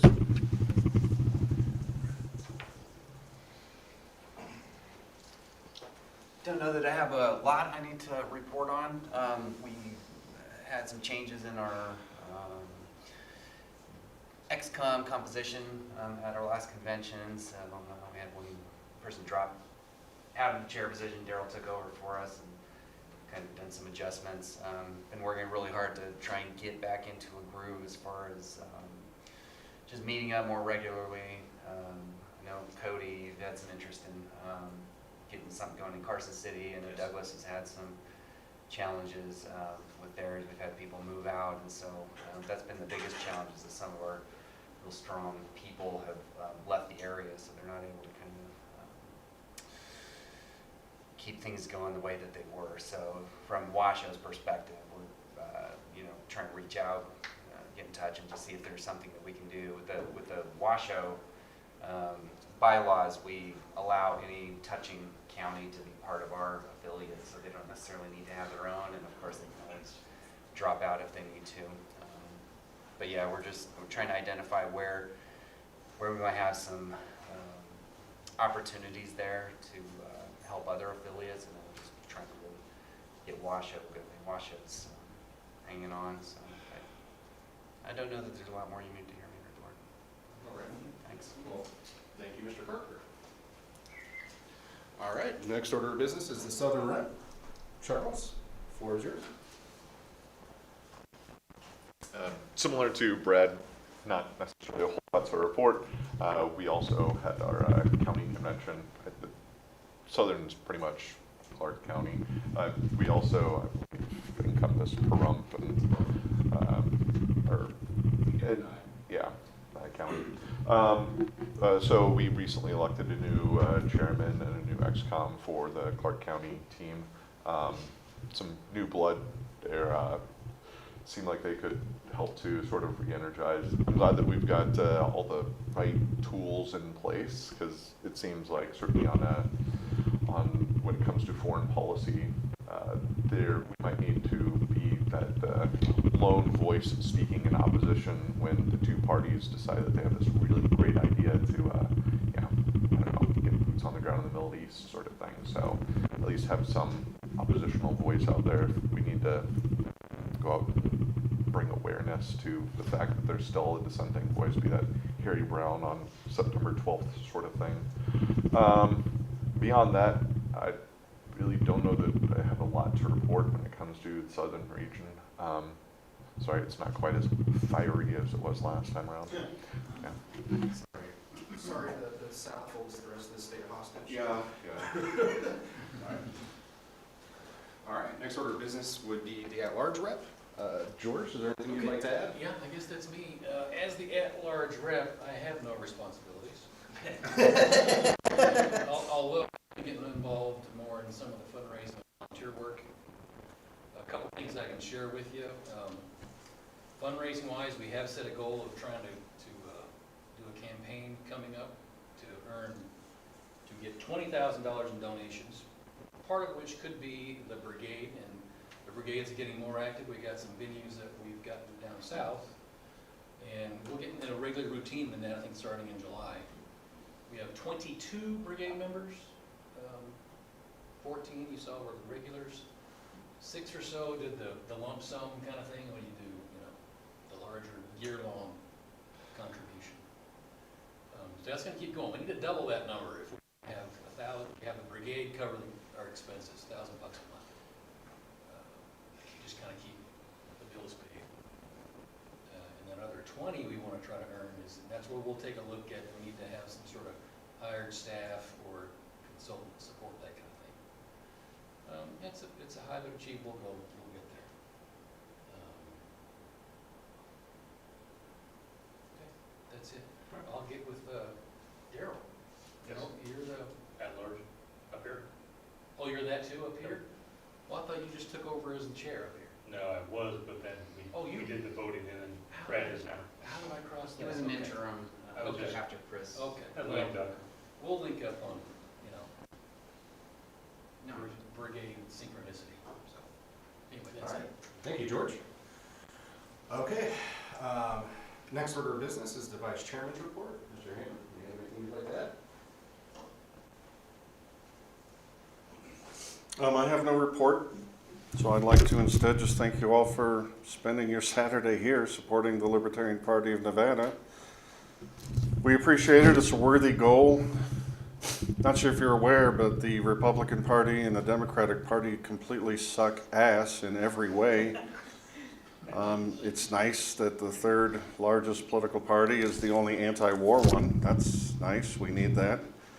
Anti-war is very popular. We vote for it every goddamn time, and we never get it. Also, I don't know if you've noticed, but the Republicans and the Democrats are both progressives. They're big statist, blundering, authoritarian twats who want to shove their vision of the good society right down your throat, whether you like it or not. And at some point, we're going to have a serious conversation in this country about whether you want liberty or whether you want some form of statism. And if you're just involved in the Republican-Democrat false choice, we're never going to get there. So thanks for showing up. It's a small crowd, but gosh darn it, you look like a determined one. Thanks for being here. Thanks, Mr. Hammond. All right. Next order of business is the chair's report. Let me start by announcing that we achieved one of our main goals, which was to maintain ballot access. So we are still a legit political party. And ballot access is important. It's a tool that allows us to influence the public debate and influence the two other parties, and it's really one of the only weapons we really have at this time. And so it's one of the most important. So we did achieve ballot access. Another thing we try to do and focus on is the legislative cycle. I would like to give Katie Benuelos a special thanks for at least picking up the mantle and doing what she could this legislative cycle.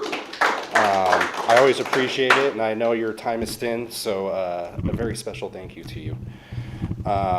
Also, I'd like to thank all my fellow XCOM members for everything they've done and for sticking with this party through thick and thin, and I'd like to thank everybody who's contributed to the party anyway, no matter how little, how small. Every little bit helps, so thank you all for being here. Now, I'd like to note, the last year wasn't as impressive as the year before, and the last 2 years weren't as impressive as the 2 years before that. But we continue to do much of what we did before and manage to still maintain and take care of all the responsibilities that are required from us by the bylaws. I'd like to note a couple highlights. This last year, we had the Libertarian National Convention, which was a hoot. We tabled at Freedom Fest once again, so this is our second time dealing with Freedom Fest and supplying volunteers to get a free table there, so we definitely had a presence at Freedom Fest. We yearly do a Vegas Auto Fest, which is a lot of fun and an interesting venue, and the guy that puts it on is a Libertarian, so he always just hooks us up with the spot for free. And we also did, George helped put on where we were tabling at the Greatest Gun Show anniversary party for 2 days. Those are just a couple of the highlights that I'd like to point out from last year. But can't pretend everything has been rosy. Dealing with the national this last year has been a little bit of a nightmare, as Mr. Heyman knows. And also, too, when it just comes to our metrics, voter registration numbers, fundraising, active participants, email subscribers, social media outreach, metrics have kind of stagnated. We haven't really been making a lot of progress in those areas. You know, I don't want to bore you all with all my failed attempts of trying to fix things, but I'll let you know I take full responsibility for the state of affairs. I do thank you for entrusting me with the party, and I just wish I could have been the visionary that finally moved the needle, but you don't always get the right guy, you just get the guy that you get at the time. So,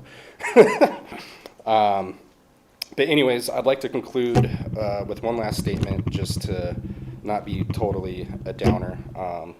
We just have to remember, do not give in to evil, but proceed ever more boldly against it. So, thank you. And that leads us to, I guess, is everybody fine to adjourn for lunch? I wanted to put it out, I mean, I don't know how long it's gonna take us to go through. To power through everything? Yeah, would anyone be open to doing I'm that? Like, fine with that, as long as everybody else is.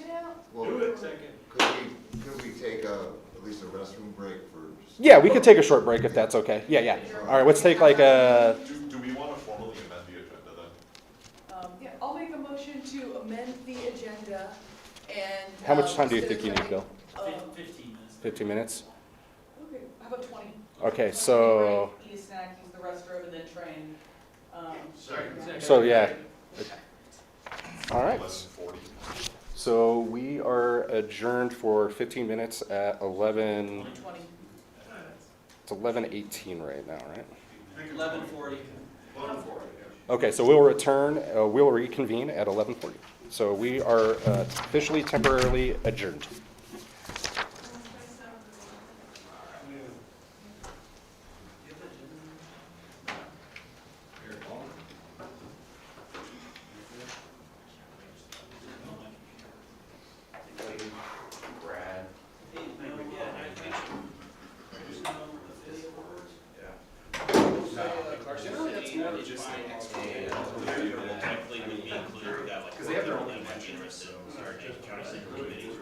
Well, I mentioned to Ty brought it up, and I said it's not part of the formal agenda, so I said maybe he wants me to do the rest if you want to get her. Get something started in Carson City. Is this will I work full-time and a few other members work full-time, so we'll be able to be like super active, like protest anytime now. Anybody know how to do a strike through on this? They acquire taste, and when it comes to minor parties like ours, it's even more of an acquired taste. It's been my job. Stressful. You can always get. Bylaws, right, because I did play a part in getting the It's like our Well, part of being presidential chair performance, is it's never about us. taking all the Since then, I've been to Carson City. Didn't have a choice. The rental I had was Garden Grove, market for price I could afford, so. Yeah, that's We're very much and so that was very much All right. I guarantee you, Jeff, if Dave Smith had taken that mantle,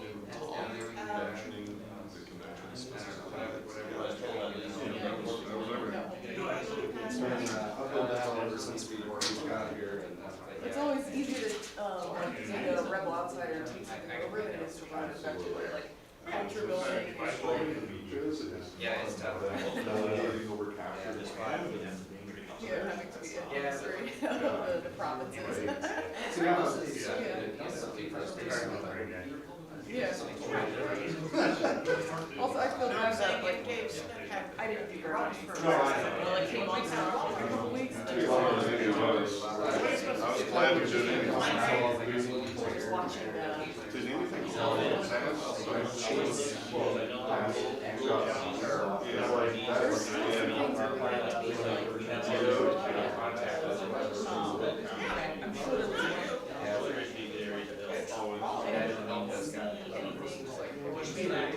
most of the stuff that I was following, was like, oh, this is a good place, this is interesting, like nowhere. Yeah, maybe I'll get straight to social media, just make sure. They did run things that I think that I like fantastic pilot program, like, well, you just give everything to my house. So we'll see about that. Yeah, they had all these little, Yeah, it was really cool, it was a good bill. The Trump stuff And started. then that got like amended to like not be as tight. Whatever. Would have like whatever I half was the fees for all like going to. your licenses, and then it ended up. Part of this time started. Wasn't there some sunset clause? Probably never went on, those things never did. But the fun thing was like at the beginning, like compared to last cycle, there was not nearly as much of like really hair raising, like, you know, they didn't have the same level, like, speech bills, and all kinds of bizarre things. They were very like aggressive last year, and this cycle, they were like, The leftist mania is sort of waned a little bit. I'll have to read what the policy research says. Secretary. Read it, they realize.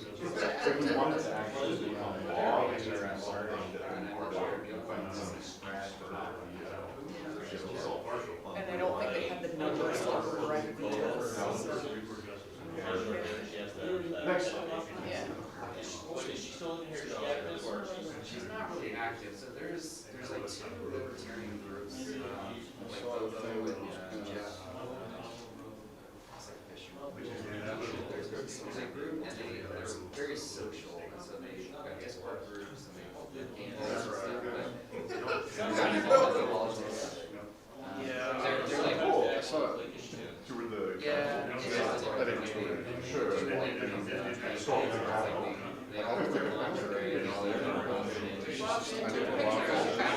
They're there during the legislature. Oh, yeah. But there's a huge, We occasionally cross.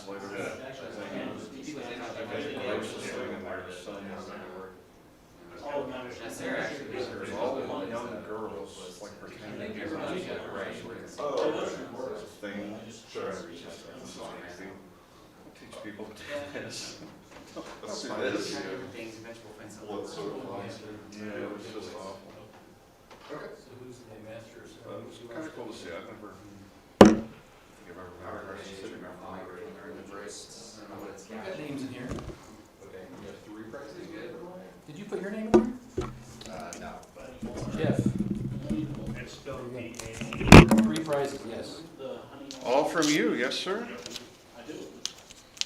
Yeah, there's LP and B prizes. You're the man. Party favors. Every party wants a favor. So yeah, what's left? Just the elections? Pretty much.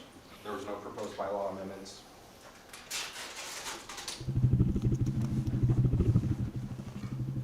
Do they have to be proposed? See, now if Charles was chairing this convention, we wouldn't even be close to being done. Grandstanding show. That's not the nickname, right?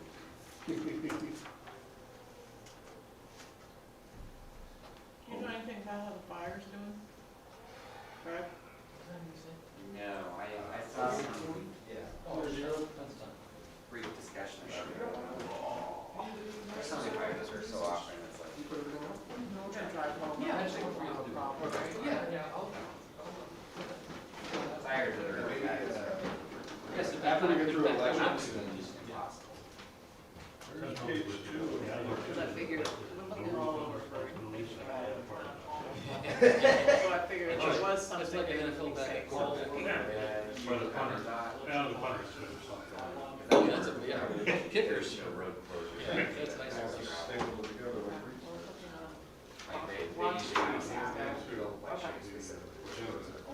Each one is stapled to special rules. I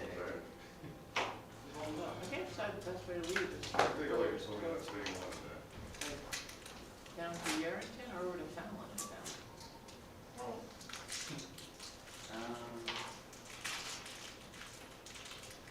No, I there's more on.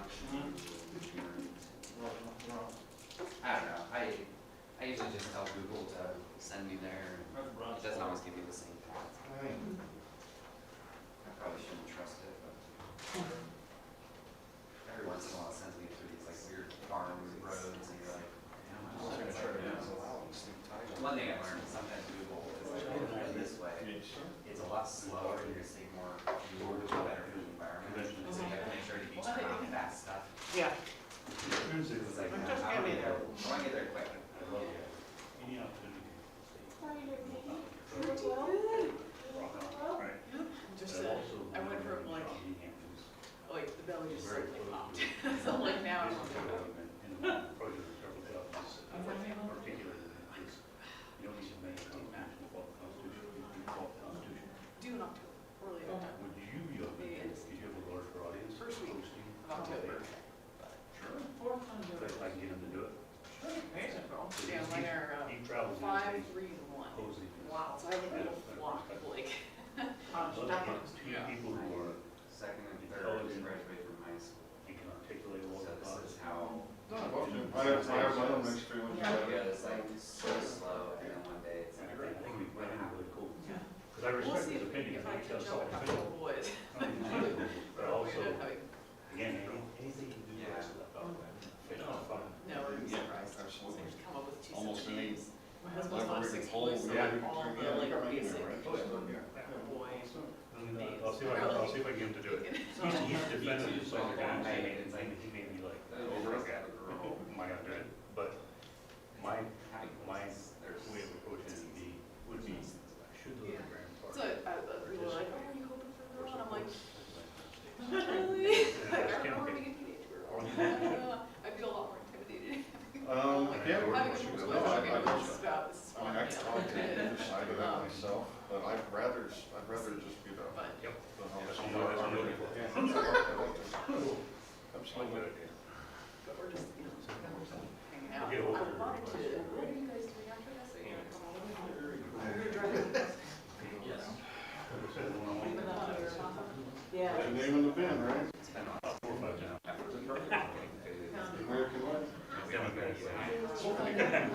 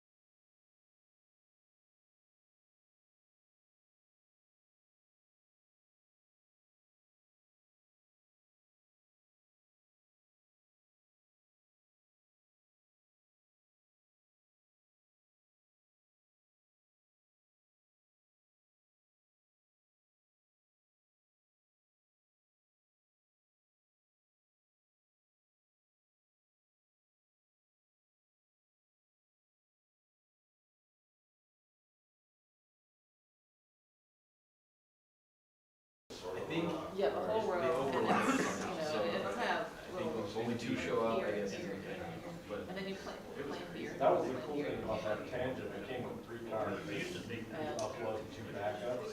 So you can that's give the them out. worst. Whoever you give them to, you can't do anything. Every year. Just they came with like. I have to say, I was in there for 15 years. They last long.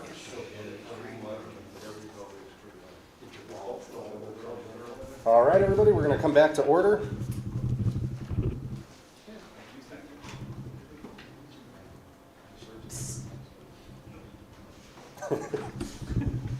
All right, the 2025 Libertarian Party of Nevada Convention will come back to order at 11:41 a.m.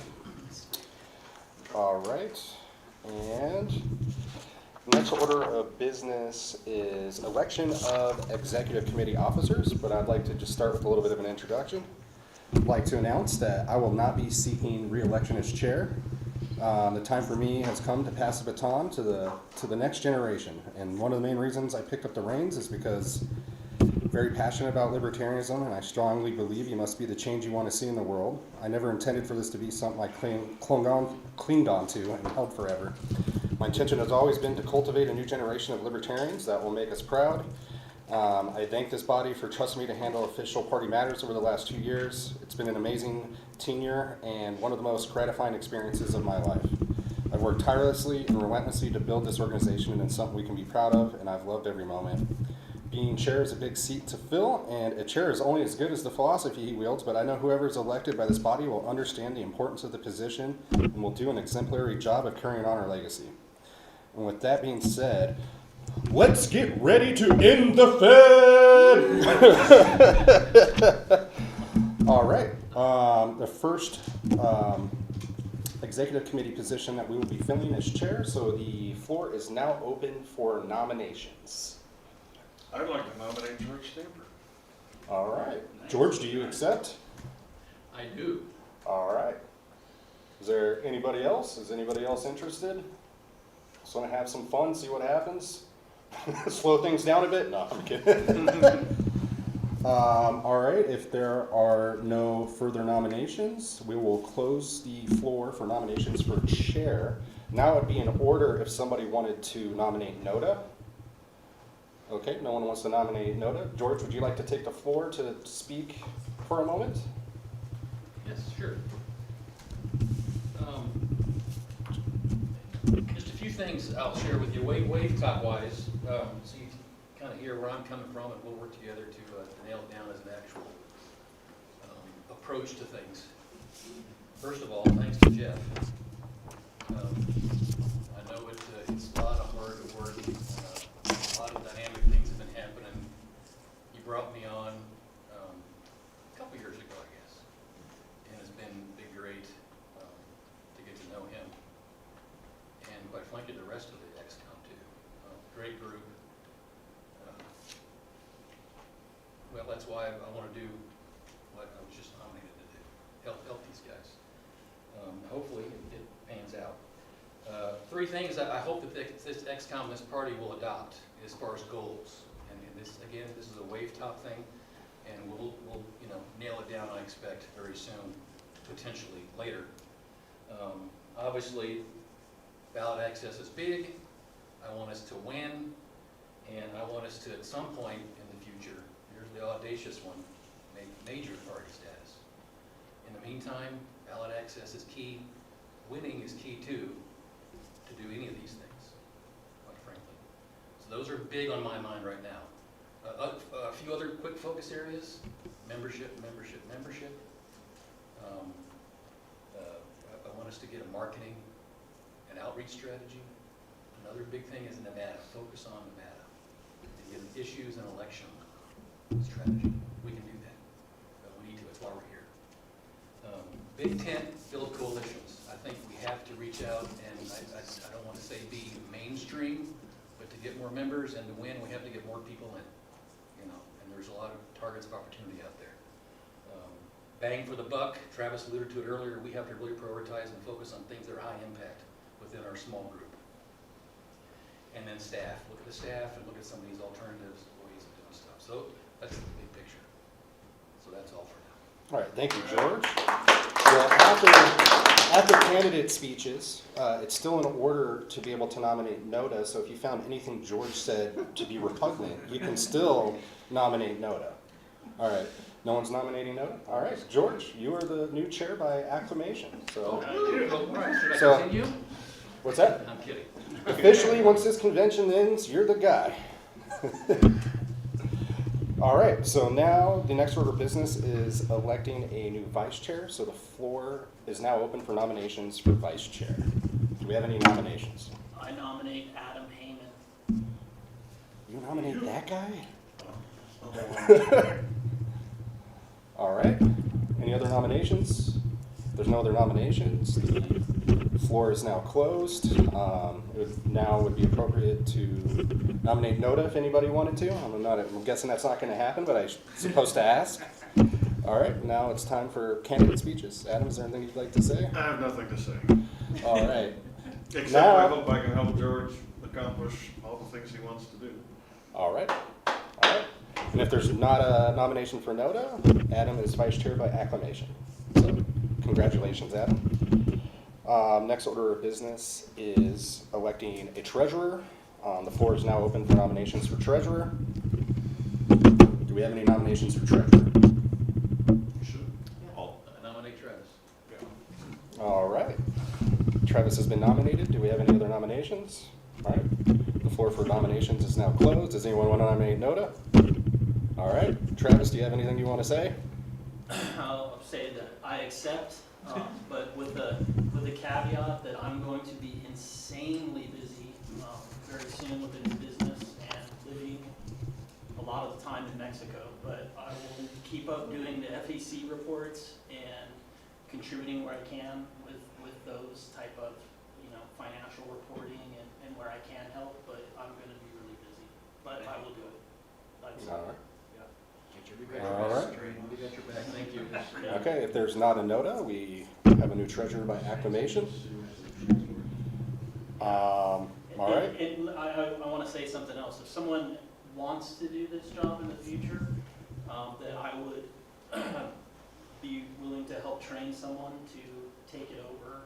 I have some ways of doing the FEC reports with spreadsheets and CSVs and getting the data in with uploading it. So it's fairly quick. It's a little bit complicated, but if someone's interested, I would, wouldn't mind handing In fact, that down. it could be that part of our staffing thing we'll talk about is getting apprentices, successors, We could just get depending on the affiliates. we could get an AI treasurer. Yeah. It might be valuable building, if you have like a system that's coherent and working, building like a how-to document, like idiot-proof how-to. Just have a batch file you hit that says go. Yeah. Just click go. Yeah, there's part, like when you enter a new vendor, there's parts that are difficult to do that, and I do a lot of stuff with AI. I haven't quite figured out how to do it with this thing yet. All right. Well, congratulations, Travis. All right, next order of business is electing a secretary. The floor is now open for secretary nominations. Do we have any nominations? I'd like to nominate Brenda if I think she's willing, right? She said she would be willing to accept, so we can accept on her behalf. But if there's anybody else willing, the floor is still open for nominations. All right, if there's no nominations, the floor is now closed. I guess Noda would be order, and there's not going to be a speech, so if there's no Noda, I guess Brenda is secretary by acclamation. So, no Noda, all right. Congratulations, Brenda. I'll relay the information to her when I have time. All right, next order of business would be the Northern Regional Rep. The floor is now open to nominate Northern Regional Reps. Do we have any nominations? I nominate Brad. There we go. All right. Do we have any other nominations?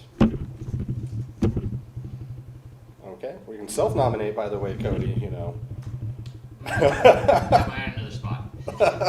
Okay. All right. Nominations for Northern Regional Rep is now closed.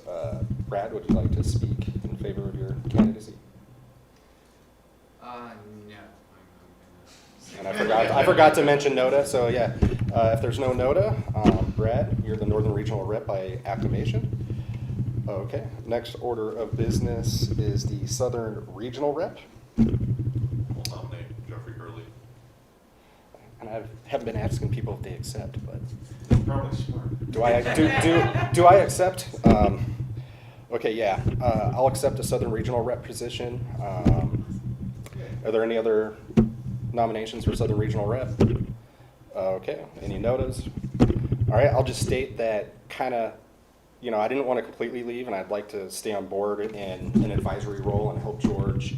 And it kind of makes sense too. I do a lot of organizing of the meetups down south, so being Southern Rep, that kind of fits. I can continue doing that and focusing on the south and what I've been doing, and I've been county chair before down there, so it will allow me to focus on Clark. So, all right, if there's no notice, I guess I have Southern Rep by acclamation. All right, next order of business is electing an at-large. The floor is now open to nominate at-larges. I say I can't exactly nominate myself. You can self-nominate. Oh, then I'd like to nominate myself. Okay. Are there any other nominations for at-large? Okay, if there's no other nominations for at-large, the floor is now closed. Do you have anything you'd like to say? Yeah, give a little speech.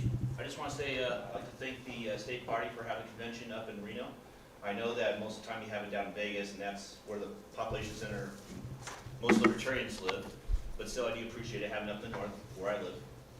And I want to say, just to clear up a couple things, and of course, obviously I'm way more outspoken online than I am in person, but I know a couple years ago, I used to be a critic of the Mrs. Caucus. However, things have changed since then. I am no longer a critic, and I'm willing to work with anybody in the party, especially with Mrs. In fact, I do admit, when it comes to Mrs. Caucus, I actually agree with a lot of their views, and even though, of course, you know, being libertarian, I am socially liberal, but I do lean right on some things, you know, even though, of course, I still want to see our party still be a big party for all, you know, everybody loves liberty, regardless of personal views on things, as long as, you know, they conform to the core principles. But still, you know, at large, I'll be represented for everybody, and of course, I'll treat everybody fairly.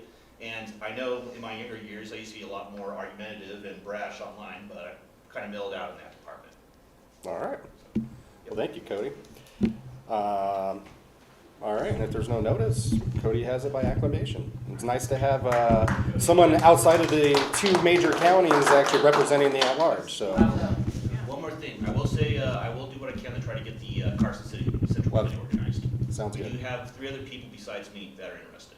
Okay, cool. So we might have to look at the numbers. All right. So then what do we have left?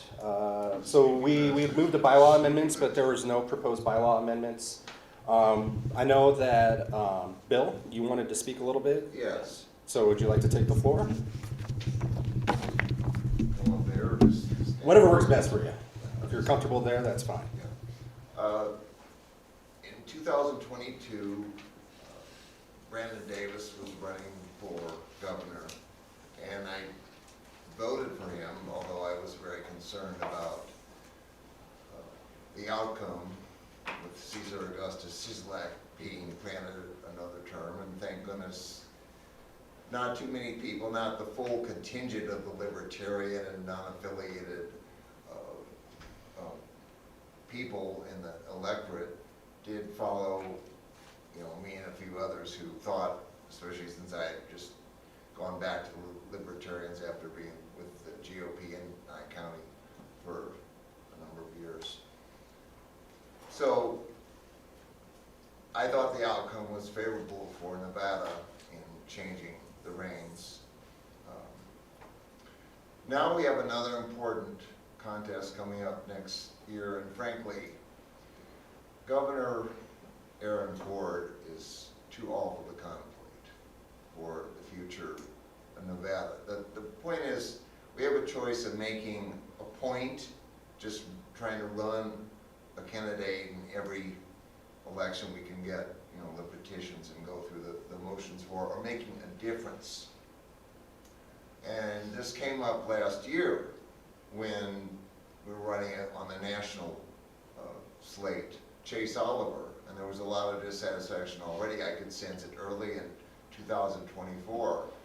And on October the 4th, when I was coming over for a Friday night meetup a month and a day before the election, I suggested we formally, withdraw the normal endorsement for the presidential candidate and endorse Trump.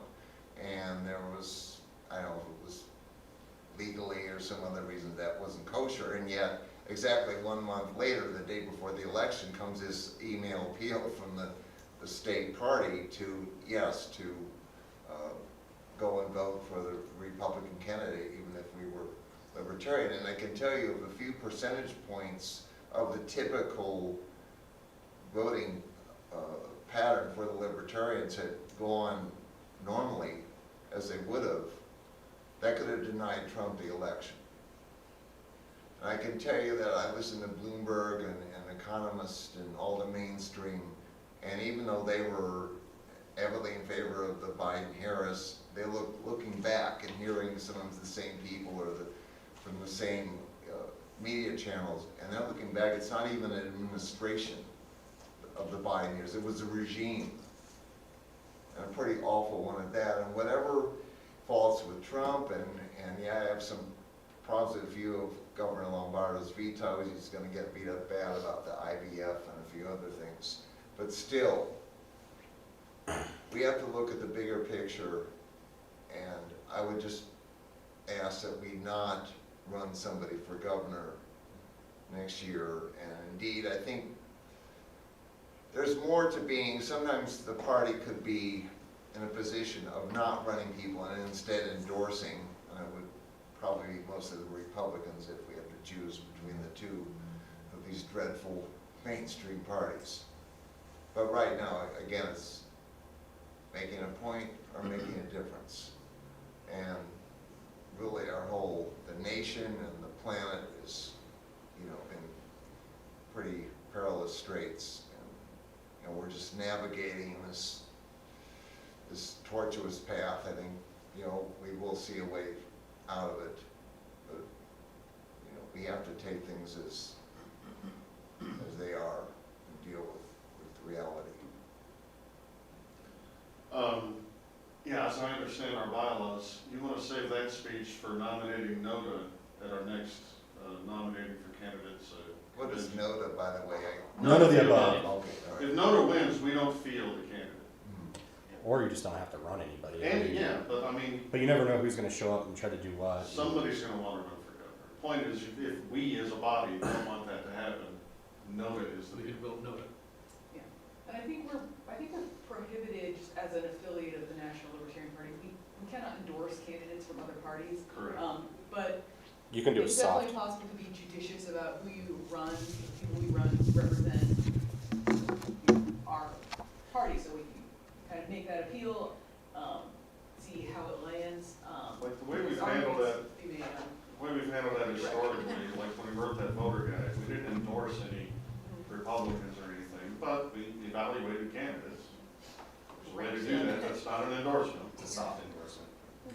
And we I also mean, have endorsement is a thing, it's press release, we don't have to do. we also have the door open with Republicans. We have contacts with keeping people out of races and asking for things when we do it. And all that's going to be a strategy every election going forward. We've been trying to build that up to increase our power with that. So there'll be some things. But also I might lead don't know to- about governor though. But yeah. That very well, this next cycle might lead to a spot where we have some head-to-head matches, just us and a Democrat, which is great.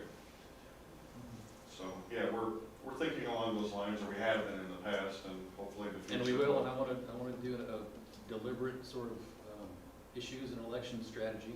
I've got someone in mind who's going to chair that committee. Awesome. Should he like, Charles? You But gotta we'll- give them something. He's been very good in that arena But in we the can talk past. more about that, I think, in some working sessions after we're done. So now I need to find someone that wants to be Southern rap, and I can just become IT director. Freedom train, they want to advance liberty. Nobody in here is like, I'm a libertarian, and they identify as that. Saying we want freedom, we want liberty. Like nobody in here is like party first. We're all, I don't know anybody in here that is not looking at how do we achieve our goals for freedom. But yeah, when next February, next March, when we have our state convention, that's the time when we'll nominate our candidate for governor. And I could bring nominate this NODA up. Okay. against whoever NODA. may else be, and you'll have the opportunity to speak in favor of NODA as well, and make your case for why we should avoid running a gubernatorial candidate.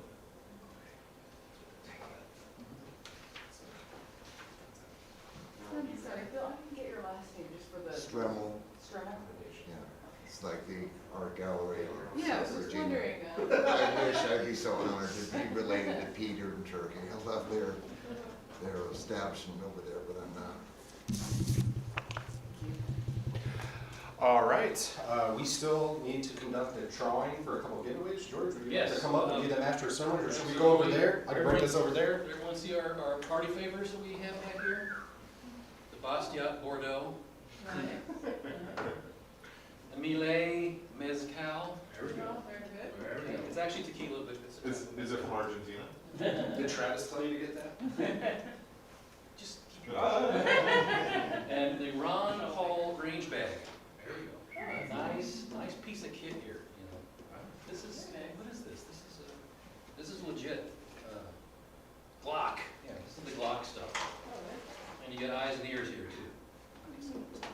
So, let's start the drawing. Pieces, I don't know, I wish it was something bigger we could mix them around. Yeah, that's true. Well, the first drawing goes to Jeff automatically. No. Yes, it does. Because it's a far insufficient token of thanks for all the crap you put up with and the good you did that we all get to now stand up on and go further. This is George's stuff. So thank you. Take whatever you want. I have no idea. What do we got? It's just gotta go on the airplane.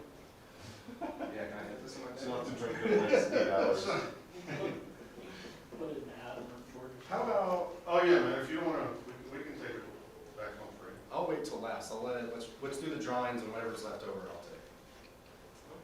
Always the gentleman. That's right, selfless. That's a good word, thank you. Okay, so, let's see, so who gets to go first?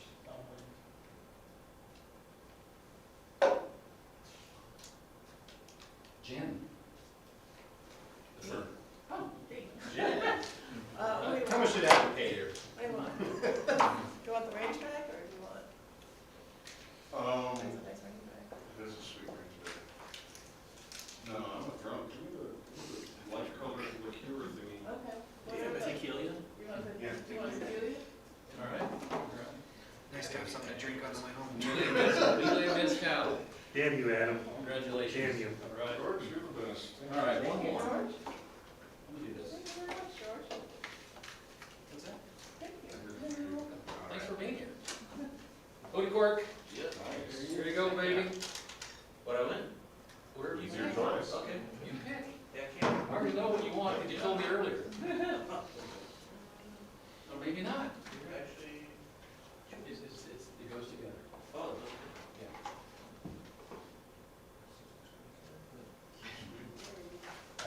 Bag in, I think. Brad, Thanks